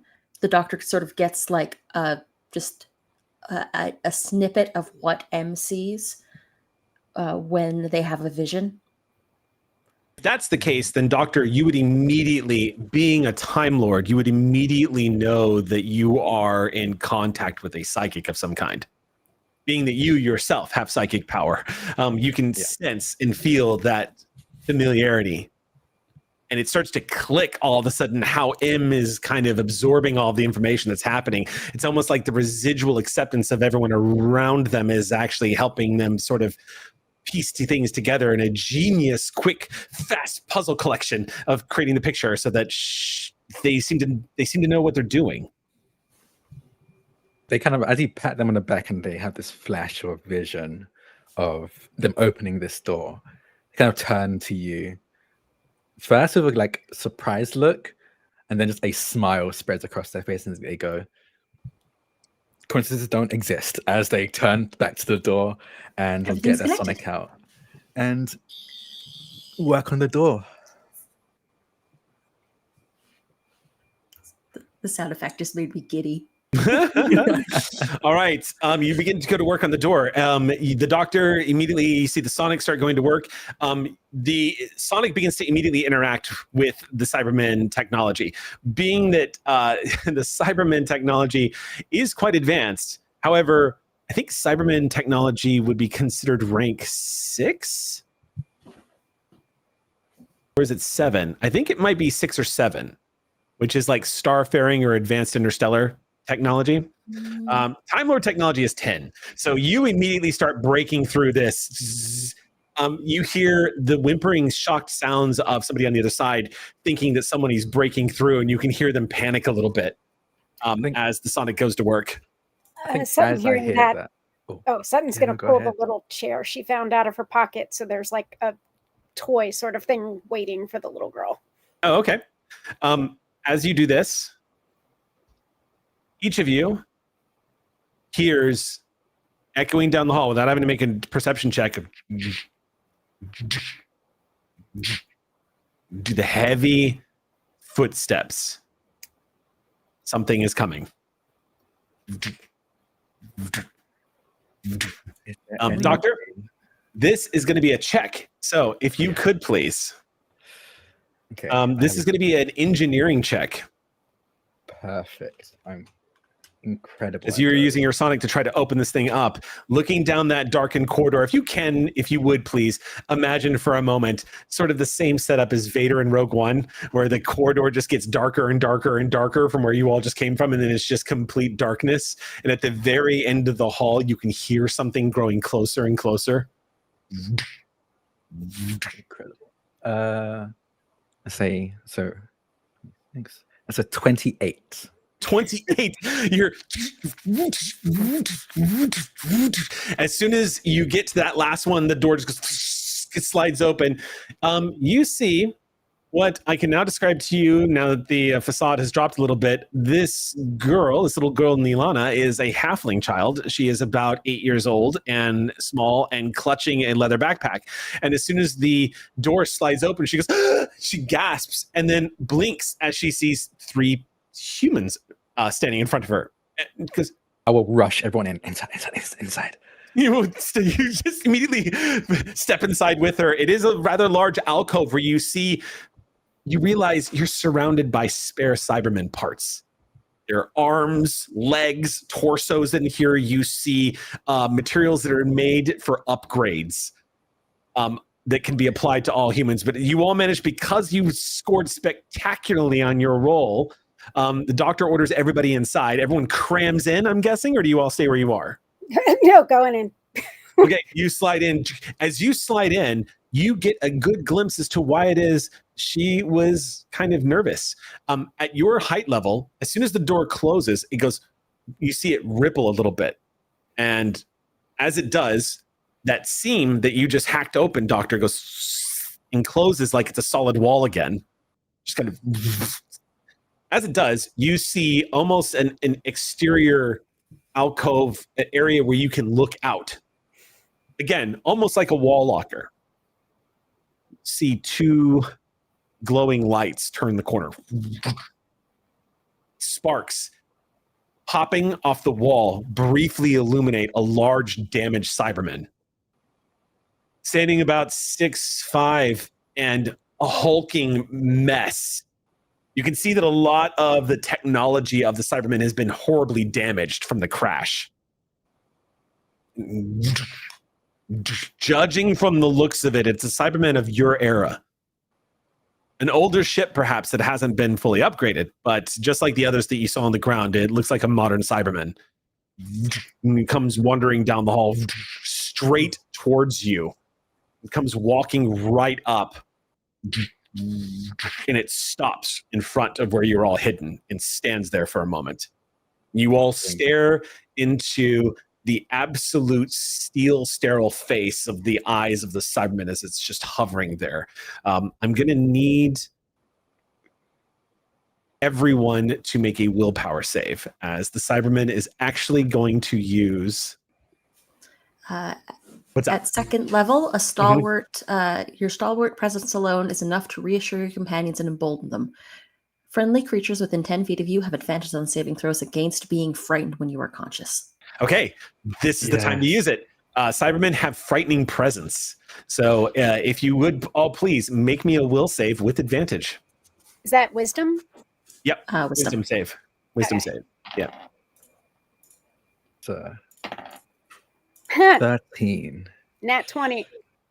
Oh, hell. Oh, yeah. So 22. I Okay, rolled a 19 and a 20. how'd you do, Em? It was a 21 total of 19. 19. Guess what? Everyone except the doctor succeeded. Yeah. Doctor, it wasn't that long ago that you encountered these creatures when you lost Rose. It wasn't that long ago. You've had so many encounters with these things, and to see one standing in, just a few inches away from your face, as it comes to a stop and stares, there's a part of you where you feel like your heart start to race upon the sight of this thing, fearing that it could be breaking through and upgrading everybody in this room at any second. Right now, as you have the frightened condition, you experience the following effects. You are now at disadvantage on ability checks and attack rolls while this Cyberman is within line of sight, and you cannot willingly move closer to your source of fear. Not that you would anyway. You freeze up for a moment as the memories come flooding back into you. Doctor, you become aware of what's happening. You're fresh off a regeneration, which means all of your previous lives are being moved up to the front of your consciousness. Your psyche hasn't settled with this new regeneration just yet. It happens sometimes where over and over again, all the countless regenerations you've had now, the lives you've led, sometimes there's just a confusion after a regeneration. And in this particular moment, you find yourself almost as terrified as you were as that little boy on your bed that night. You heard the voice. And then suddenly, Cyberman turns to its left and continues its walk. A little hand slips into your hand, Doctor. I look down. You see this halfling girl staring up at you. She looks terrified. Absolutely terrified. She seems to think that you are also terrified.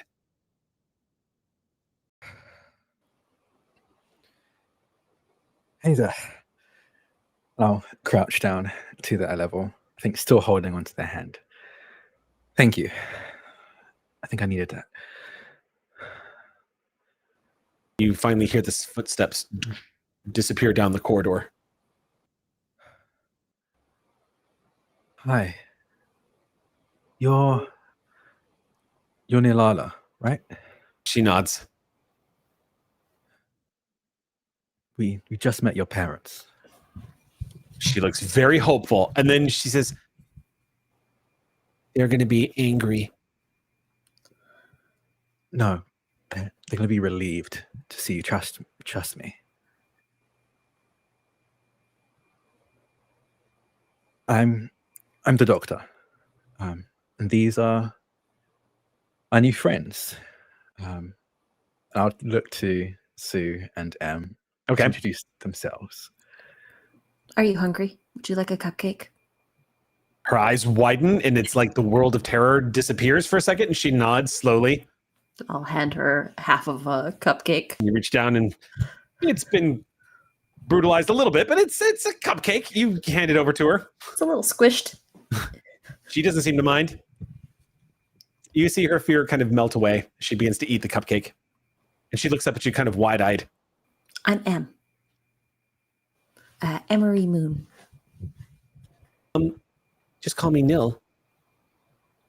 All right, Nil. Sutton holds out the little chair with a twinkle in her eye and says, "Would you like this? I think I've outgrown it."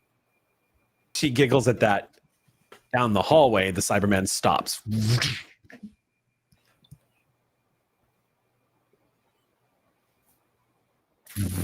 Begins to slowly turn back and stares down the corridor. Yeah, I think we all raise our fingers to our mouth.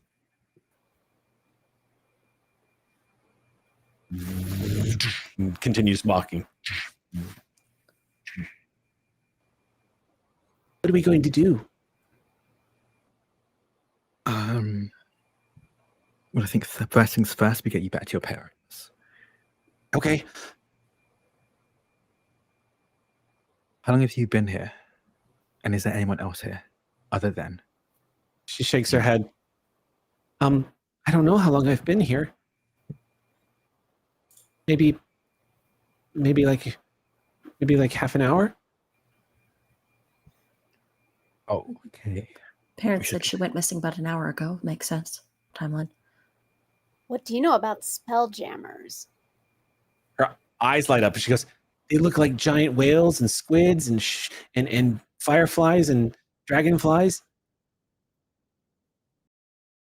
Does any of this mean anything to No. us? You've certainly seen your fair share of space whales. Yeah. But I've never met anyone who refers to them as spelljammers. No, that's a silly name for it, but then it's kind of delightful. Spelljammers. Well, you're scavenger, right? She nods. Your parents told me you're the best, one of the best around, and honestly, finding this, I think that proves it. You see a small smile on the side of her face. Littered with, of course, with crumbs. She continues to slowly chew on this cupcake. We're gonna get you to your parents, deal with our not so friendly friend outside, and then we're with the agency, so we'll handle the reclamation of this. Okay. Authority. Authority. Yes. I'll press my ear to the door to see if I can hear any signs of the Cybermen nearby. It's eerily quiet out there now. You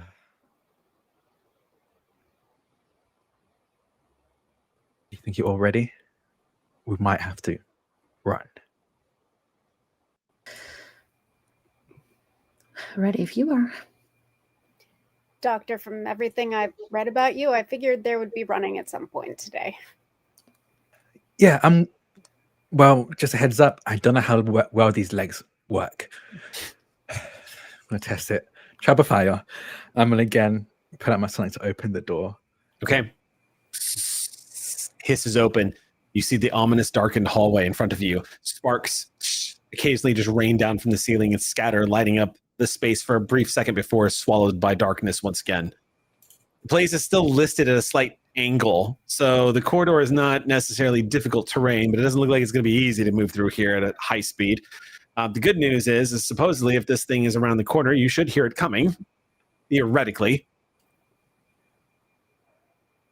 I will look down at Nil. We might have to move faster do you mind if I pick you up? Okay. I'm gonna pick her up. Okay. You And- scoop her up. And I'll start moving back the way we came. All right.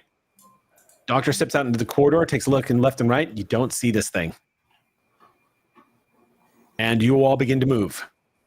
You move down the corridor the direction you came, and you take a right turn, this time heading back into the direction of the shafts of light you see beaming through the tears in the hull. As you are moving towards the entryway where you first came in, as you get closer and closer, all of a sudden, one of the bodies of the Cybermen sits up, blocking the entryway, and stops and sees you. And it says, "Alert, alert, you shall be deleted," and starts to slowly pick itself up. And Oh no. she screams, and I'm going to have us go into initiative, friends. Oh no. It's been probably since 20... How long has it been? At least, I don't know that I called for initiative on 2019's Christmas special. It's been a while since I've asked for an initiative roll. The good news is it's not a roll. In fact, Doctors and Daleks actually follows the exact same initiative system as the traditional D6 game. So the way this is, you guys are all going to declare, are you a talker, doer, or attacker? Now, doer does include running. So if you decide to run, that is a thing you can do. But it is, yeah, at this point, you guys get to tell me what you're doing. Yeah. Oh, it goes talkers, enemy talkers, player doers, enemy doers, player fighters, enemy fighters. Oh boy. What would you like to do? Is the only sort of active Cyberman right now the one in front of us? Yes, the one that's just gotten to its feet. Okay. So let me write down the order of initiative here.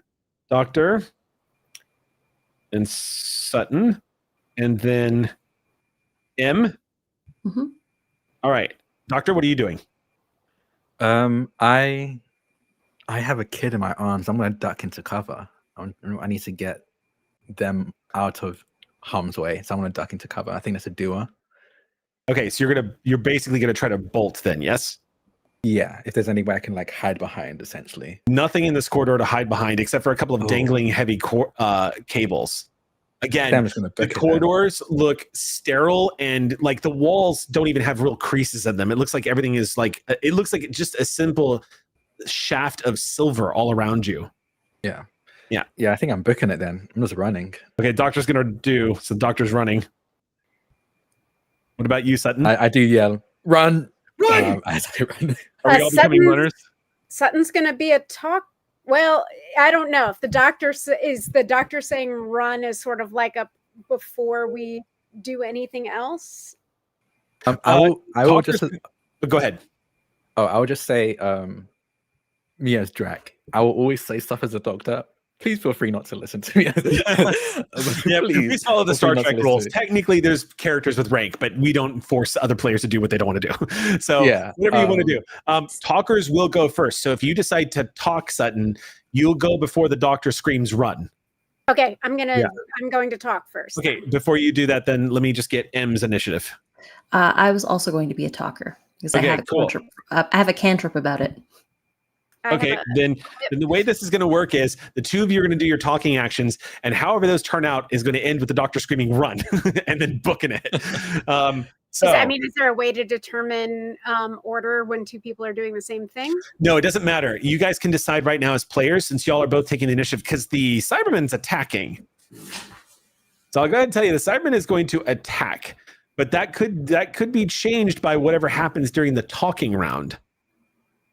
So why don't you go first? Because you have a cantrip that you could use again, whereas I have a quip that I can only use once. So if your cantrip takes care of it, then we'll start with quip.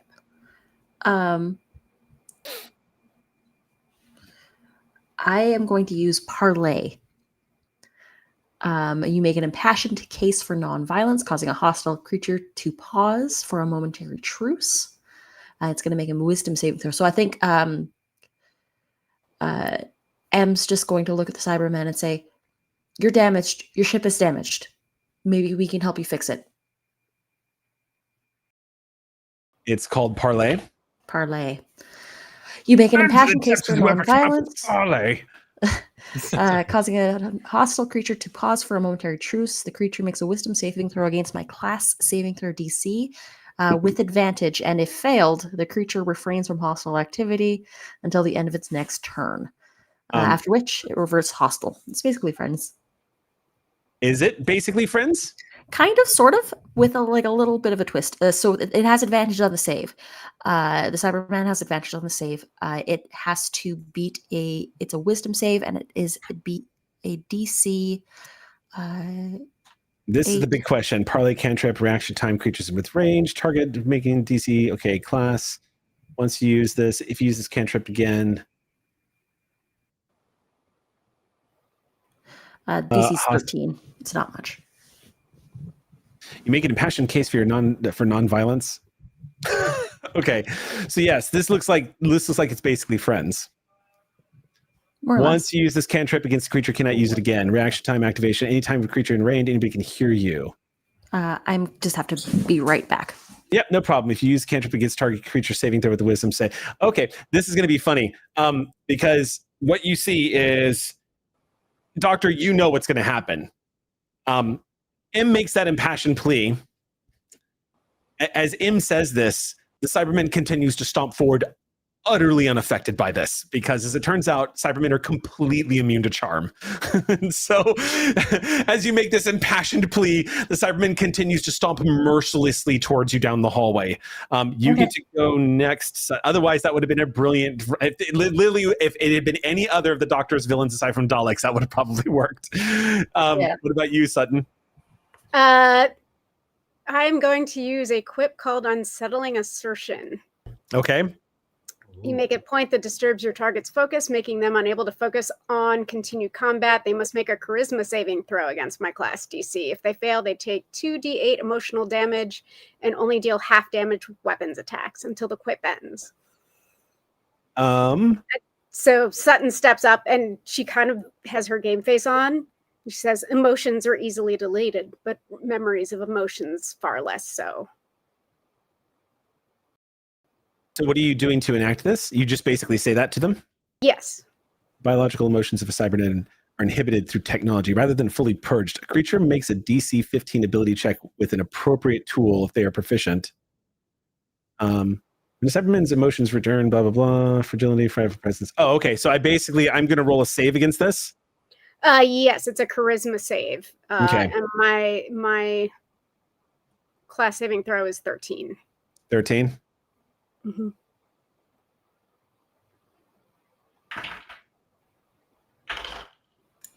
And I would like to spend a encouragement die to actually discourage the Cybermen to subtract a D4 from that save. Okay. And the Doctor, you do have, by the way, floating dice laying around. I rolled a 4. Oh, yeah, that's fine. I would say save it, Doctor, because with that 4, with advantage on that roll, I still failed. As a -4. This Cyberman's been damaged by the crash. And it's apparent because its emotional inhibitors its emotional inhibitor does not protect it from Sue. Sutton unleashes that. How much damage is that? 12 damage. 12 damage? Okay, so this Cyberman is going to take 12 points of emotional damage. I know, it cracks me up, but I know. Of all the enemies to give emotional damage to, you know? I know. Yeah. In that case, I'm going to go ahead and ask that the biological emotions of Cybermen are inhibited through technology rather than fully purged. Okay, so I'm going to rule then that it needs to make a DC 15 save. Real quick, as a side. Okay, is it a Constitution DC 15 save? No, it's Charisma. Not the Cyberman's best save. Okay. Couldn't we return to the... So the Cyberman is suffering full system shock right now. So as you say this, The damage to this Cyberman from the crash, you can tell that its emotional inhibitor is broken, but when you say this and lashing out, it freezes as it considers your words for a second, which seems to indicate that someone inside heard you, because that phrase, what you said, would never work on a normal Cyberman. But you see the freezing, it just kind of stops dead in its tracks, and you see it stop, just kind of hold itself in place. It doesn't move. It looks like it's locked up. And that's when the doctor screams, "Run!" Yep. And I'm just booking it. If we Right, get you guys- even a moment of pause from a Cyberman, you take that moment of pause. All right, you guys bolt down the corridor as this Cyberman is just kind of twitching a little bit. You can see its head kind of cocked to the side and says, "All right, where am I?" Kind of twitching a little bit. You guys dash down the corridor. As you take that left back down, it's the only direction you can really go. You see, or actually you reach the T-junction that you just came from. You knew that left was the correct way to get to the prisoner and right was the wrong way. But as soon as you get to that T-junction, left now has that large damaged Cyberman stomping towards you. Intruders detected. As they start, you see it raise its arm up. It is now going to join the initiative for attack, but it doesn't get to do anything this round because it encountered you guys. But it is now going to join the initiative. So the end of this round, you guys run away from that other Cyberman right into the presence of a second Cyberman. There's only one direction to go at this point. What would you all like to do? It's the start of round 2. I'm going to talk again. Okay, so then you guys can choose to take new actions. It goes talkers, doers, and attackers. The Cyberman is attacking. It's raising its arm, and it's going to open fire. What are you guys going to do? I think I'm attacking. You're going to attack? How are you going to attack, Doctor? I don't know if it counts as attacking, but I want to shut down their weapon, their phaser. I don't want it shooting at us. I mean, you want to use your Sonic on it? Yeah, my Sonic. Okay. Sonic would actually, I think that would actually constitute, oh, you could use your Sonic to attack, yes. Yeah, so that's what, 48th? Yeah, because it specifically states that you can use your Sonic screwdriver against technology. Now, Cybermen are notoriously resilient, but you are using Time Lord tech. So, what are you doing, Sutton? I'm talking. Okay, cool. And what are you doing, Em? I think M is going to try and look for something, looking for something in the environment that can cause a distraction, like a steam pipe or something that can cause like an electrical shock. Oh, yeah. Yeah. Environmental damage, which is definitely a part of the strategy for Doctor Who. That is technically called doing. If you do, you're taking a non-offensive action such as trying to hide, hack a computer, climbing to safety, or using an environmental action, which is on page 184 of the core book, if you want to take a look. But, I would love to do that. But first, we're going to find out what Sutton is saying to this one. Okay, so Sutton kind of just crosses her arms and tries to look really official and is like, "So what are your latest orders from Cyber Commander? Is that right?" And then just starts reeling off like, time, agency, law, class stuff, like everything she can remember. She's just like word vomiting all over the place. And she is using a cantrip called Draining Debate. You make so many powerful points at such speed, they reverberate around the target's mind. If the target can hear you and understand you, it must succeed on a charisma saving throw against your class saving throw, or take 1d6 emotional damage. And additionally, the target will have disadvantage on the next attack roll. Okay, give me 1 sec. That's so funny.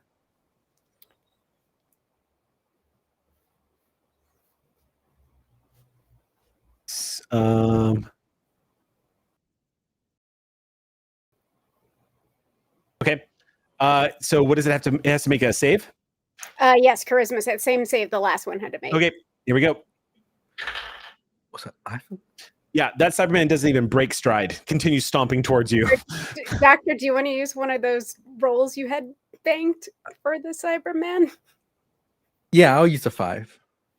A 5? Yeah. Okay, so what is the effect of your cantrip?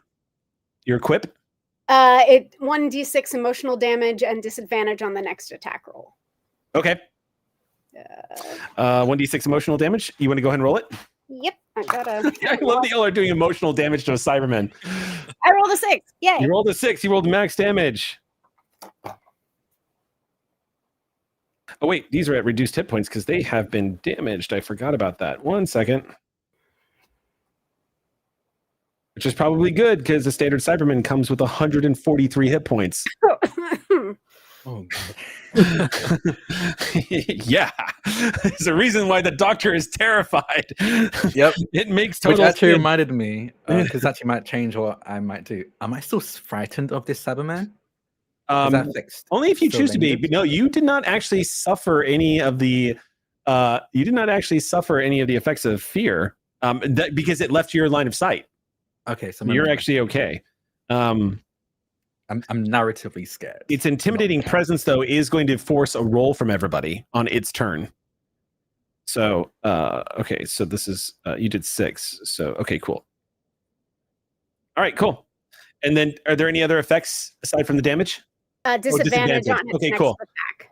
Doctor, because you are taking an action here, you. Oh wait, M, did you go yet? You haven't gone yet, right? I wanted to do. No, I wanted to do an environmental action. Okay, so yeah, you get to do that. You're trying to basically, are you trying to obfuscate the corridor? Because if you're trying to use the environment to attack.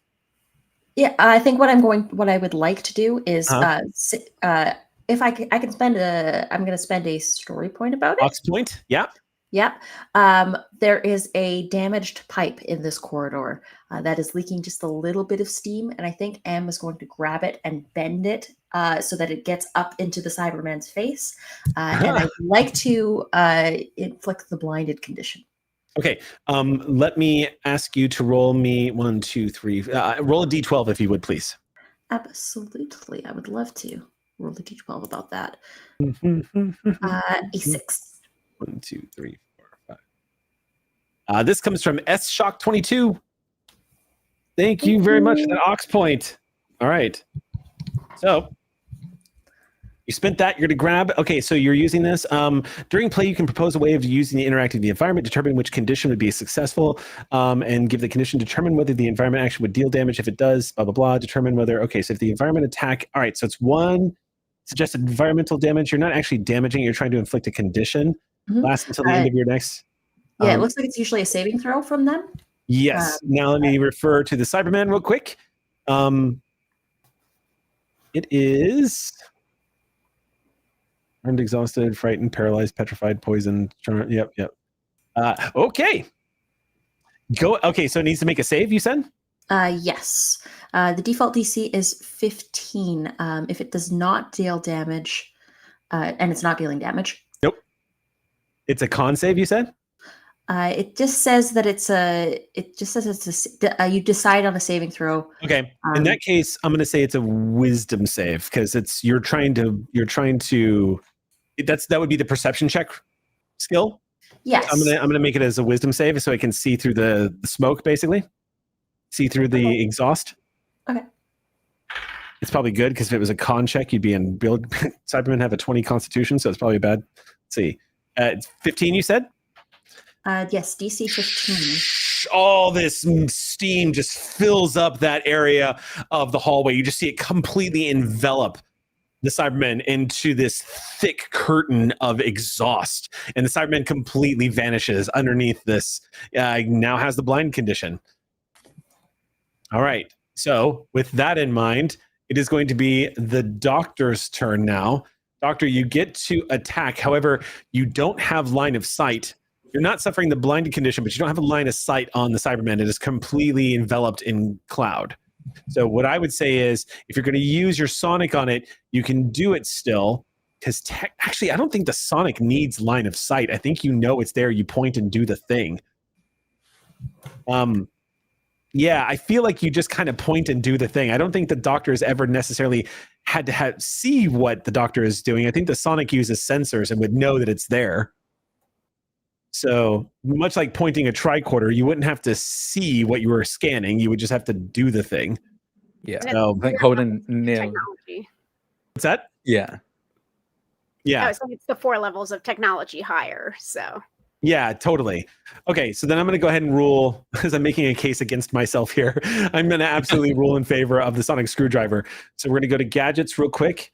I wish Nitro would stop shrinking my PDF down to 67% of its normal size. DC 15 Constitution saving throw. DC 15 con save. Okay, so this is why Daleks are very difficult, or Daleks. So sorry to do that to you. Cybermen are very difficult to take down with. Oh, but he gets disadvantage on the roll, doesn't it? On attack rolls. On attack rolls. Okay, cool. The Doctor still had some low rolls banked too. Yeah. Oh, that's true. Yes, you could burn one of those. Oh, wait, you have to be able to see it though. I can also discourage it if it can hear me. Yeah. I have to specifically be able to see them to do it. Yeah, you have to be able to see it. I'm going to discourage it using using my reaction and spending an encouragement die to give it a D4 minus on that roll. Okay, so how do you discourage it? What do you say?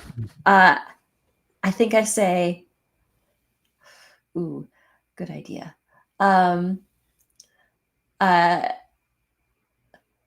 I just sort of say, you can't see, you're damaged. What else do you got? Just a little demoralization because it's already kind of emotional and vulnerable. I'm gonna hurt its feelings a little. Okay, so minus D4, so I'm gonna roll a con save. The DC is 15. Yeah. I roll a 17, so now I need to add my bonus to that, which is plus 5. So even if I roll max on this, which I roll a 1, so the Cyberman is not going to be affected by the sonic. You take half as much damage on a success. Still going to take half as much damage. Is it thunder damage? Yeah. Thunder, yeah. Oh, it is not immune to thunder. It's going to take that. So go ahead and roll your damage as the sonic begins to interfere with the systems of the Cyberman. It is damaged. It's not much damage at all. 6 points of damage. 6 points. Better than nothing. It's already damaged, so it's already looking a little rough, but it is, you can hear this steam filling up the pipe steam that is just filling up the corridor has delayed it for a second, but you can still hear it coming.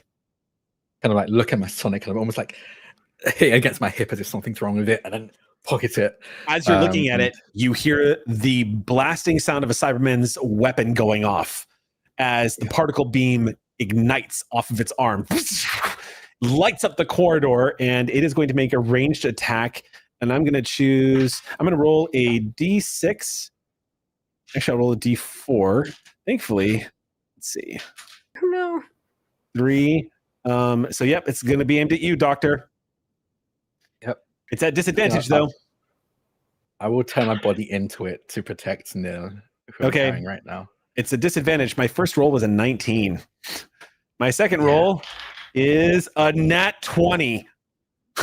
Holy. Okay, it's a 19. The 19 it is. Oh my god. Oh.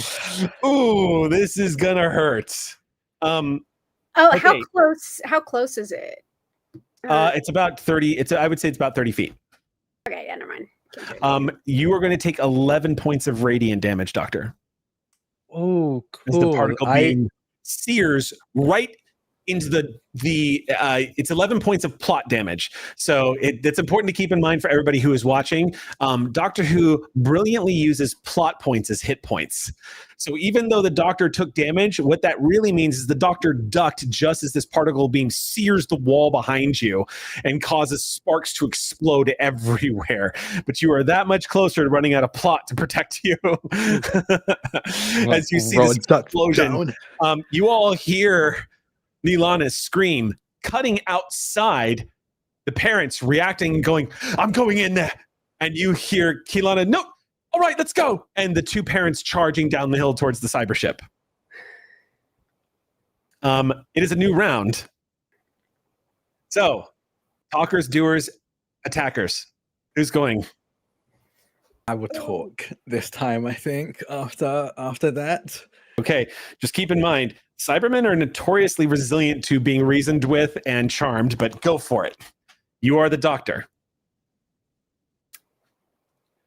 I will also talk. You got two talkers. So the Doctor is going to try. talk. Sutton's going to give it another go.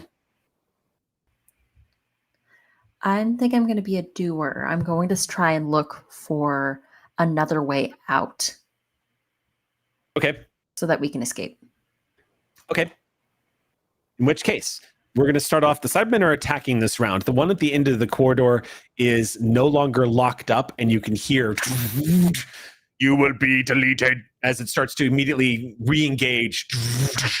Emotions are irrelevant. They are weakness.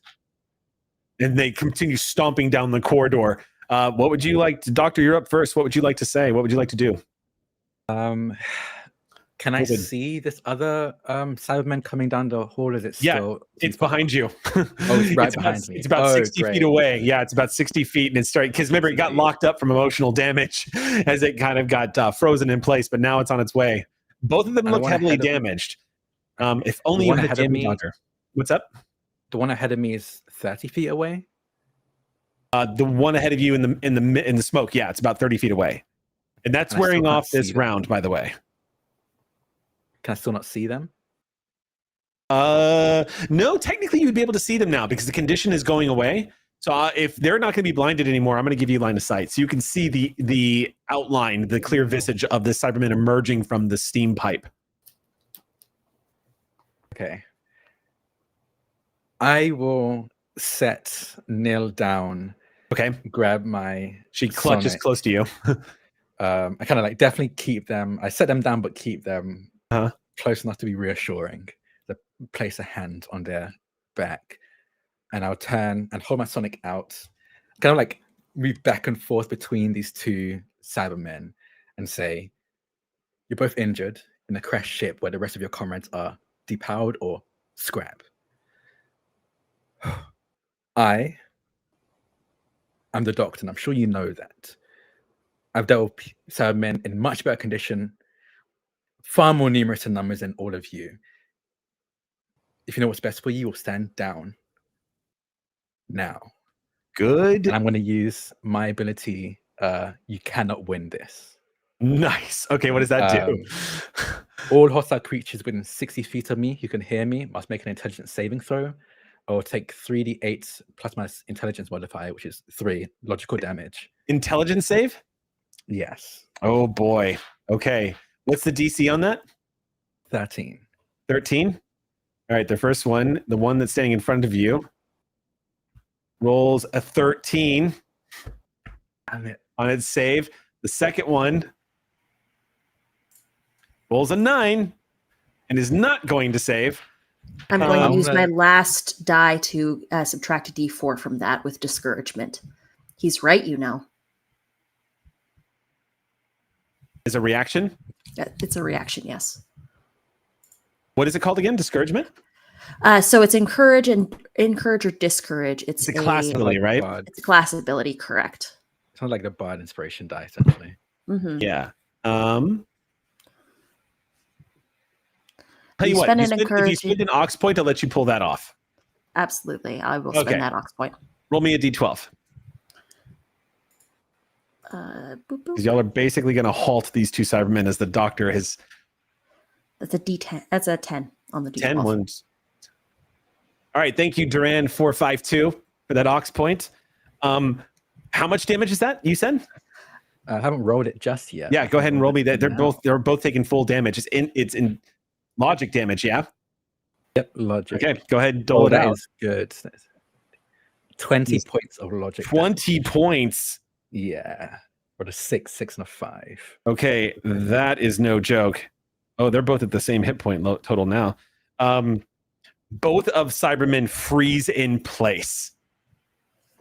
It would appear to both of you that when he invokes the name the Doctor, indeed, both Cybermen know exactly what that implies. They seem to know exactly what the context is and what exactly that means, and both of them freeze. And they stop dead in their tracks. They do not advance any further. The one that was firing at you also has stopped. You still get your action, Sutton, if you want. But it looks like the Doctor has, at least temporarily, caused these Cybermen to be like, Cybermen who... fought the M Daleks in the Time War, Cyberman, that doctor? That's M Yeah, looks I'm at the gonna- doctor. I would probably change my action to trying to run, as the doctor had suggested before. change your action. Oh, okay. Gonna have to double check that. I don't think you can. I think if you change your action, I think you can change your action, but I think what happens is if you change your action in the initiative round, I think you immediately go last. I think that's This is what I think happens, but I think it is. Let me just double check that because I seem to remember when that happens. There is because there are gonna be times where you definitely are going to want to be like, oops, yeah, no, I'm gonna run. No, if that's what's happening, I'm out of here. Okay, yeah. So I'm looking at it now. They, if you change your action, so like I think you were a talker and you went to doer. If you choose to become a doer, they take their turn after all other doers. Take Right, their turn, okay, including cool. NPCs. So then you're the last talker of the round, but you've decided to become a doer. So you're going to go at the very end. They're both attacking, so you'll be in good shape. Okay. So yeah, if you decide to run, you can do that. And that's actually going to make, which is kind of perfect because during M's turn, M has been looking for a way out. So M, go ahead and make me a perception check. I'd love to.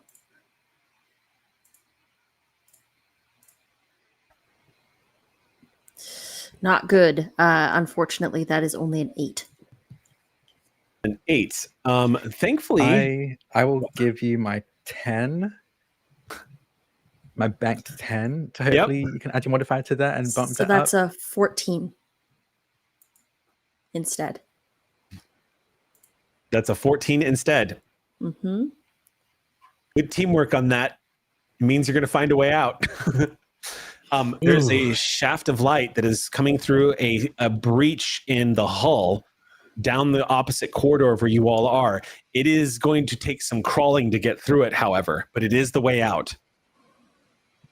You point at it, spotting it. Sutton, you see it, and that's where you're running to this turn.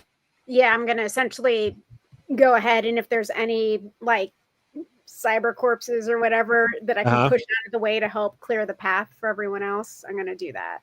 Okay. What is the name of that quip that you had again? You cannot win this. I want to know how long it lasts. And are they frozen in place, or what exactly? You're muted.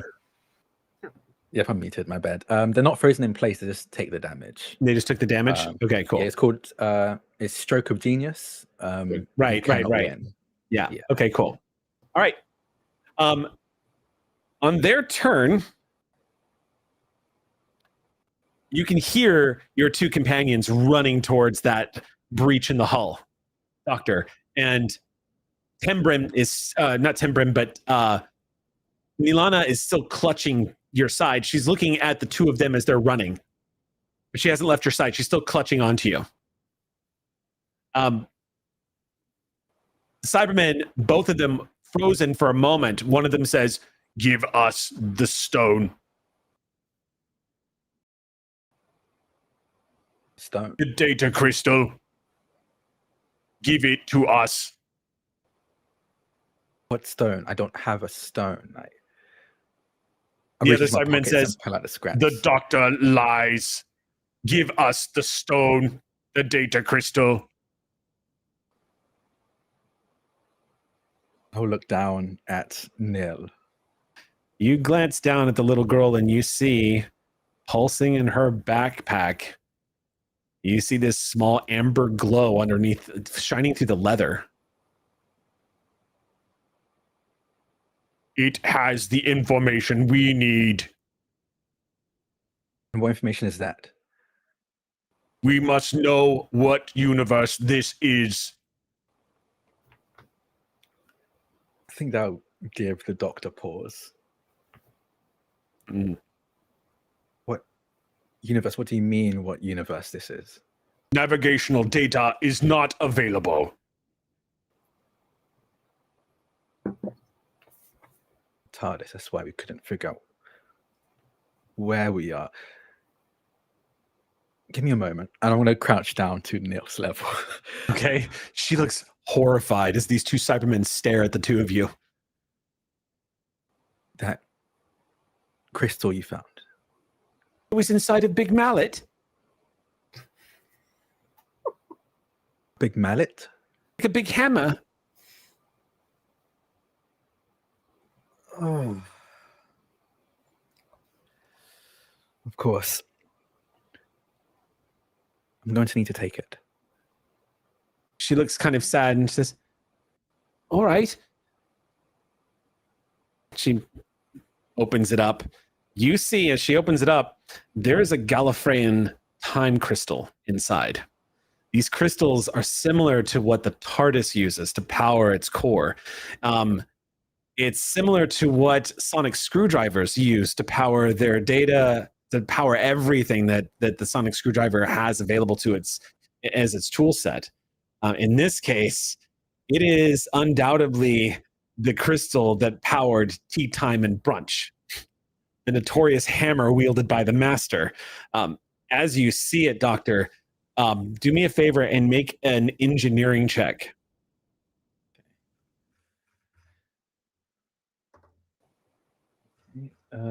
It's a 15. Okay, 15. Here's your dilemma, Doctor. As you stare at the crystal, it occurs to you. This crystal will tell you what's happened. Knowing the Master, all of the answers are on that. There's probably a message waiting for you on that, knowing the Master. Yep. On the other hand, you risk not getting out of here alive if you don't hand it over. And you risk giving the Cybermen the ability to navigate wherever you are and you being stranded here. The dilemma settles on your shoulders and you have to make a choice right now. I have a question. What's up? As I take this crystal from Neil, Uh-huh. Can I use an ability in this moment? Or is it I have to make a decision right now? Possibly. You have points. What do you got? Okay, I'll use an Ox point if I have to, but I want to use an ability called Techno Deception. Okay. As I pick up this crystal, I'm like, I take a step forward towards, I think I kind of push Neil behind me to like almost usher them to run. Okay. Take a step forward to these Cybermen.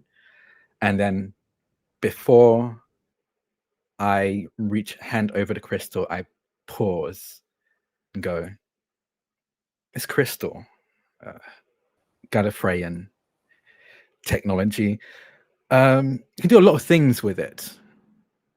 It helps power my screwdriver, but also it can be very, very dangerous. And I'm going to hold my Sonic to it and say, I will wipe out all three of us right now, then let you, the Cybermen, take control of this.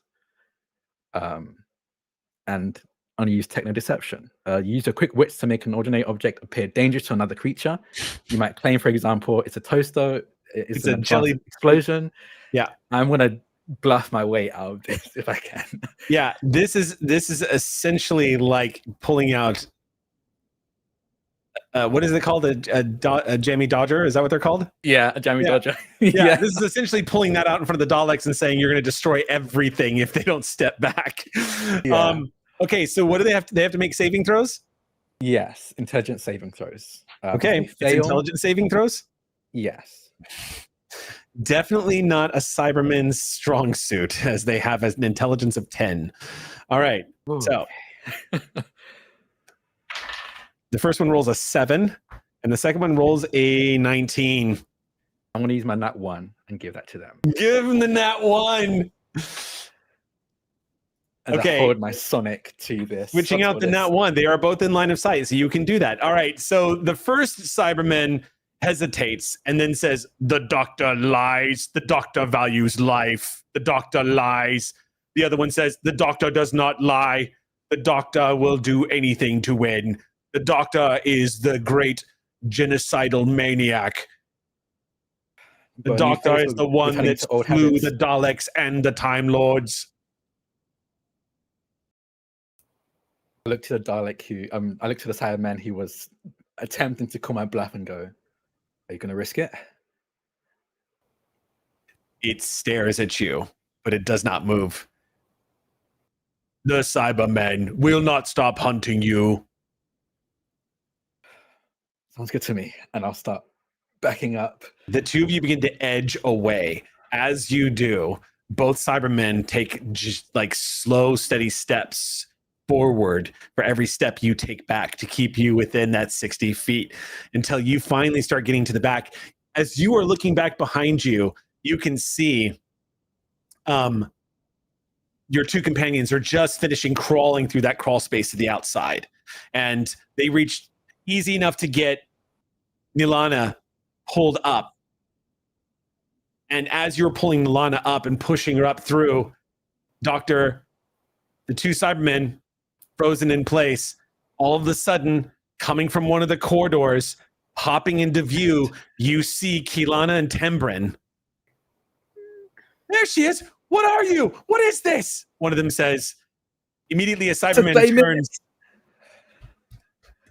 Intruders, they shall be deleted. You see one of them immediately open fire on Kilana.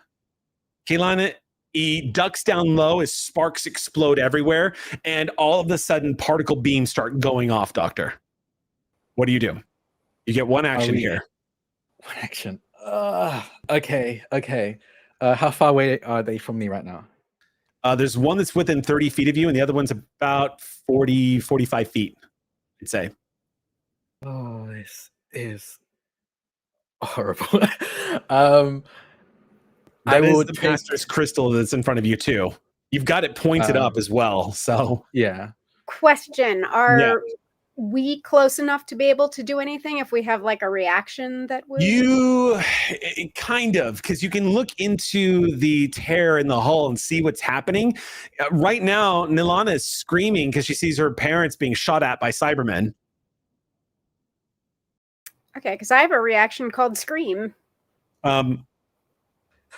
Nilana is actually going to be the first to act here. Okay. Doctor, Nilana shouts something. As she does, there is a blinking flash of electrical energy that explodes from her hand. As the Doctor, for the first time in his life, sees somebody cast lightning bolt. Yep. This lightning bolt arcs outward and slams into the Cyberman and blows the Cyberman full off of his feet, slamming up against the wall. If there is one thing the Cybermen are not resistant to, it goes smashing into the wall and trips forward and drops down to its knees. It does not die, but it drops down on all fours. At that point, Tembrim sees what's going on and says, We'll go out the other way. Let's go. And the other Cyberman begins to walk forward. You see it turn the corner, chasing after them. I'm gonna rush after them, and again, I think almost wear my Sonic as the way to like sort of hear it, and again say, if you make another move, I swear I will do it. And I will use my other ability, another Stroke of Genius ability, because I can use 3. I can use it 3 times. Consider this. You make a convincing case, which I guess in this case is a threat, to consider your argument. As an action, you may expend 1 Stroke of Genius, which I already did. And all creatures of your choice within 30 feet must make an intelligence saving throw. If they fail, they're stunned. And while they're stunned, they are vulnerable to logical damage. Before you do this, though, I'm going to interject, and I'm going to pull a rule that I do on Last Excelsior, which I just implemented because I want us spending more Ox points. Okay. Yes. So I, Eric, am spending an Ox point to plot twist. So if you could, for me, Drac, roll me a D12 real quick. Okay. D12. Because I can kind of tweak the plot and encounters as needed, but if I'm gonna like shake the can, I'm gonna spend a plot point for it to keep it fair. So that's an 8. An 8 Ox point. Okay, so then this is going to be coming from. Thank you, Guru Matt, for that Ox point. As you're saying this, The moment the crystal that you're holding lights up, you realize the trap.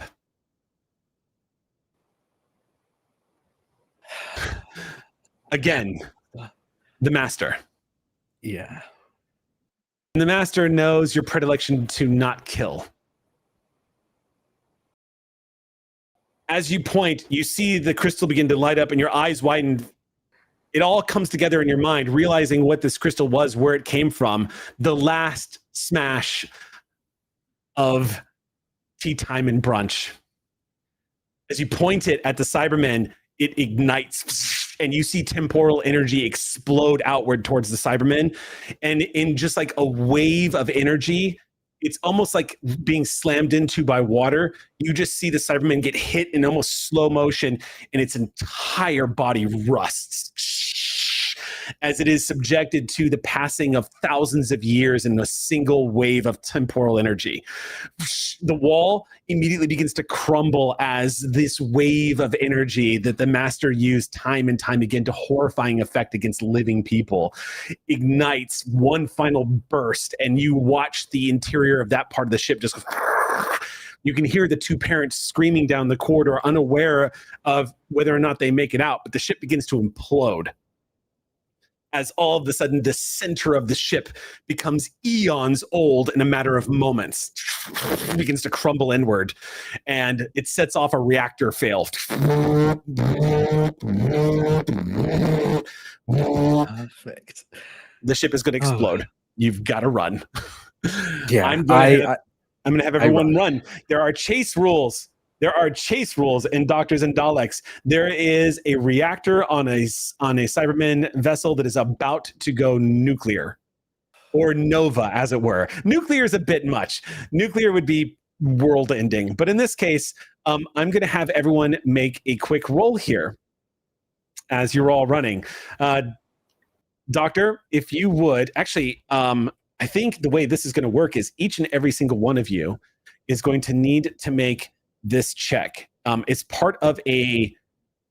essentially part of a group check. Okay. The way it would work. Oh, look, they do have plot points. What? We'll have to look into that at some point. Not now. We've already done this, but I did not realize it's already happened. But yes, so for chase rules, I'm going to treat the explosion as though that is what is chasing you. Makes sense. Which is fair, I think. Let's see. Chases, page 189. Yes, indeed. Here we go. 189. All right. The chase. And then I just blinked out of existence. It's because the game is rooting for you guys. It's not rooting for me. It does not want me to blow up the doctor on your first time back. I mean, that's new fair. face. Don't like it. Need a new one. Yeah. Just blow me up. I figured I might not be able to get the doctor, but maybe I can get one of the companions. Maybe. Okay, Chase Doctors Daleks can be resolved by making a collaborative check, which is on page 180. Okay, a collaborative check on 180. That means the way this would work is collaborative checks. Much of the fun of Doctors and Daleks is when a group works together to different tasks, showcase their abilities. A collaborative check is a special type of group check. Every character rolls an ability check. If more than half then succeed, then it is successful, but it differs. Each character has to make a unique ability check. When the GM calls for a collaborative check, each player must state how their character is participating in towards the success of that check. Players are encouraged to be as creative as possible, and no two actions should be the same unless someone is using aid. Collaborative checks are designed to enable the players to constructively and narrate their choices, and more importantly, role play based on those choices. So, in this case, I'm going to need you see the GM is going to set the DC for each ability check for simplicity's sake. So each of you is going to have to tell me how it is that you are going to outrun the explosion. Keep in mind, the doctor is in the process, is still in that hole. A lot of you have pulled yourselves out of the breach. You think the parents have managed to escape, but you're not sure. You can just hear them screaming as the ship is imploding. So who would like to go first, and how are you helping? I would like to, because they have a example of a deception check, but we can't really tell the explosion it's not happening. I don't think that's going to work. But I'd like to use persuasion and just be like, must run faster, and just help persuade everyone to like sort of push past what they thought their the limits way that were. could be written into the episode per se is the Doctor is frozen, realizing that he just became a tool of the Master and killed a Cyberman and is now destroying this entire ship. And you might be like, snap out of it, Doctor, we've got to go. He died long before you met him. Time to run. Just run. I'm going to set the DC of that at 10. So make me a persuasion check. Cool. DC 10. To That snap the is Doctor out of it. 14. Okay, Doctor. The little girl's face flashes in your mind. Sutton's face, M's face. You're back. Oh, run. Okay, and I'll turn. You're going to turn and run? Yeah. Okay. You are going to need to crawl through that space. So I'm going to have you make, this is actually going to be, I'll let you choose between acrobatics or athletics. I'll go acrobatics. It's not much better, but it's better. If somebody wants to aid, you can. I can, as a reaction, help.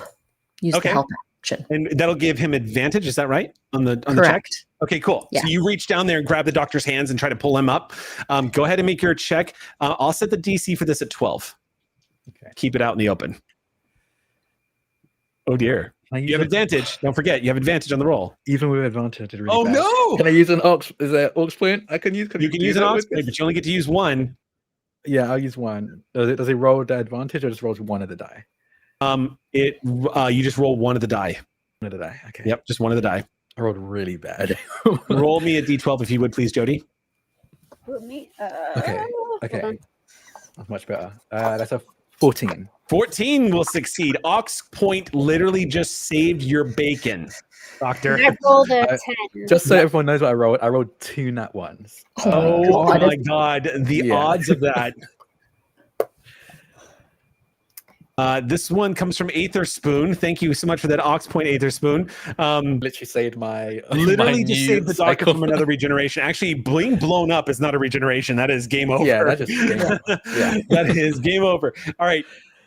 Reaching down, you grab hold of the Doctor's hands and start pulling. It's not enough. When all of the sudden from behind you, Nilana grabs your belt loops and starts pulling as well. And the two of you just pull the Doctor up and fall forward. Everyone scrambles to their feet and runs. You run until your blood is pumping through your hearts like battery acid, until you've collapsed down onto all fours just as this ship goes.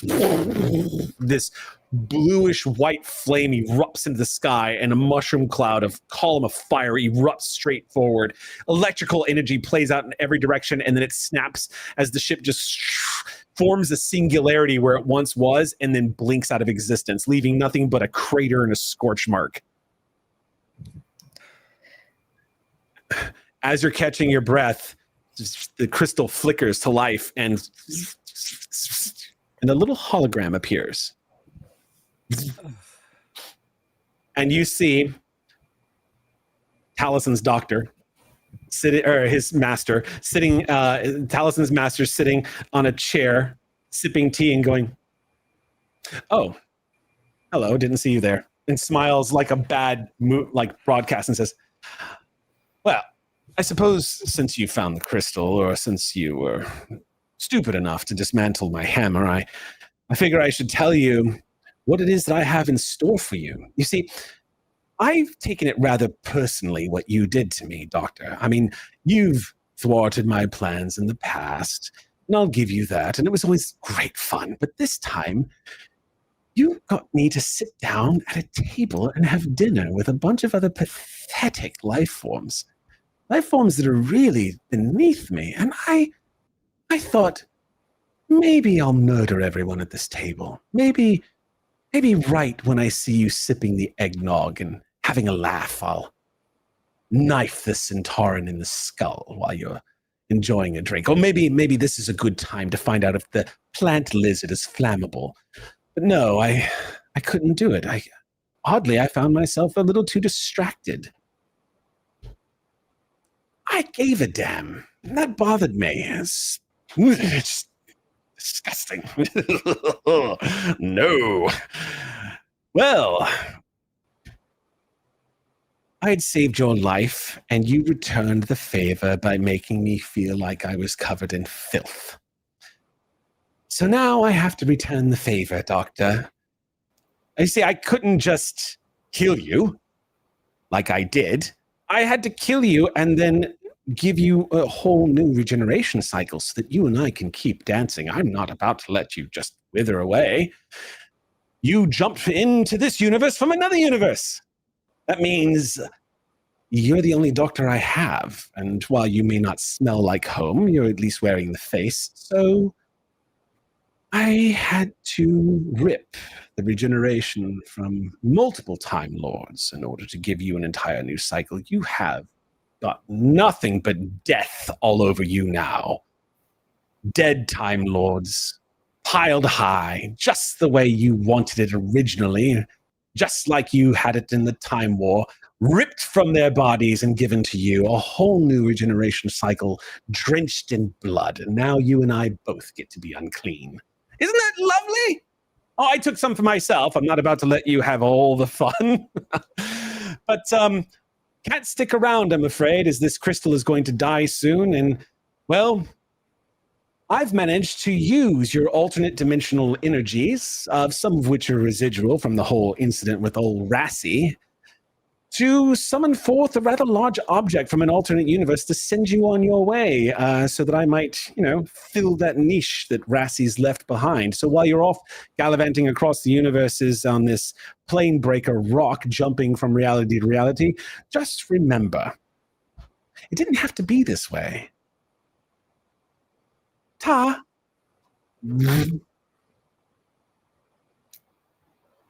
Friend of yours? It's complicated. That one picked his own name too.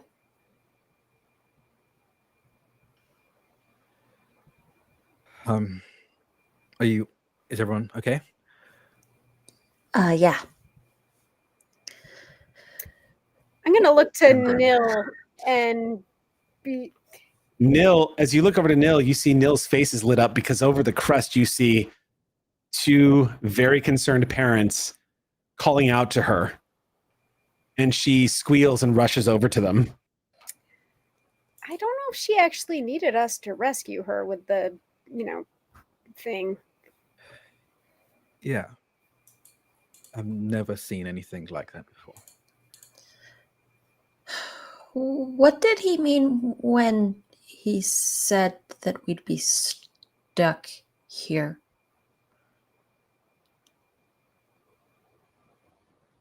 It seems we're not in the universe we originally were in. Oh. Seems like the Cybermen were pulled here somehow too. I'm entirely sure how. Approaching you, as you're saying this, Tim Brim says, "You're not actually from here, are you?" No, I'm sorry I lied to you. It's all right. You saved our daughter. Do you know where you are? What this is? You're No. on... This is the plane breaker. It's no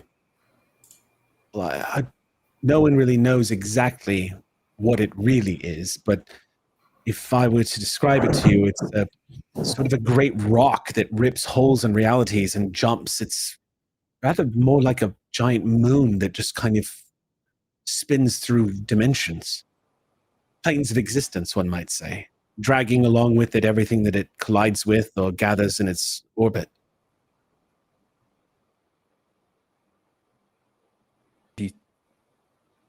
Are you stranded here? Or do you choose to be here? Well, we live here. We've always lived here. Well, Kiliana came here by rather accident. She smiles down at her partner and looks back at you and says, I was a young sorcerer when I first came here. I didn't know what I was doing, and I was frightened, and Tim Brim found me. Him and Ilana both. There are people that come here by choice. It's not a place to be banished to. You can leave anytime you want. it sounds like you need to go somewhere very specific. Yes. Home at my hour. And I'm gonna look to Sue and M. Okay. And I'll spend an aux point for this if I have to. I'll scan Okay. if I have to. Can I gauge if they're from my universe? Okay. Go ahead and roll me a d12. Okay. Because you did scan us before as well. You did, yes. Yes.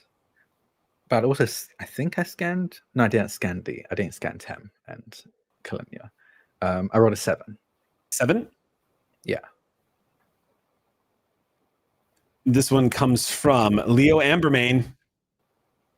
Thank you, Leo. They're both from your universe, but it's odd because it's conceivable why Sue is here. That makes some sense.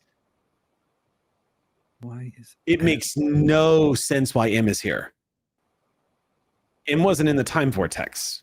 M was not connected to anything. You've never seen M before. they were pulled from where they were? Something strange happened, and why the Cybermen don't enter the time vortex either. So it's questionable as to how they got here. But M is way off the map of the variable. Something's happening there that might be an unexpected consequence, and maybe the key to all of this. Well, all of you are a bunch of mysteries. And apparently so am I. We should start working on figuring them out one by one. Hembrim puts his hand on your shoulder and then looks at the two of you and says, well, whatever you decide to do, I think first thing you should do is come back to our home and have some dinner. Oh, yes, please. No muffins, please. No muffins. The three of you take one last look back at the crater and at this unusual sky that is ahead, that is over you. You begin to see the truth of their words. It feels like you're on the calm surface of a comet that is just ripping through planes of existence. You see swirling skies of different types above these rainbow-colored clouds that swirl up overhead, catching the light from different dimensions as they travels through. One thing you know for a fact is if this thing jumps through dimensions and there is a way home, the TARDIS just needs to find out where it is. And you need to find a way back. Because, Doctor, if there's one thing you have gotten pretty good at, it's ripping through one universe and into another one. And the Master was a bit of a fool for forgetting that fact. And that is where we have to wrap for the night. For our one shot that sets up a rather large story and plot point for the next time we ever play Doctor Who. Yeah, we went long on this one, but I didn't. I was like, I could have kept going. I could have kept running this game all damn night tonight. Hashtag it's never a one shot. It's never a one shot. It's never a one shot. Hashtag Campbell cliffhanger. Yeah, no, it's never a one shot. Well, when as soon as Ox Crew unlocked Doctor Who, I was like, "There's no fucking way I'm running a one shot of Doctor Who." I was like, the only time I've ever done that was the holiday special, and I was like, "Yeah, but I don't have Geek and Sundry looking over my shoulder for that now." So, yes, more one shots of Doctor Who are in our future. I think, y'all. Thank you so much for joining me tonight.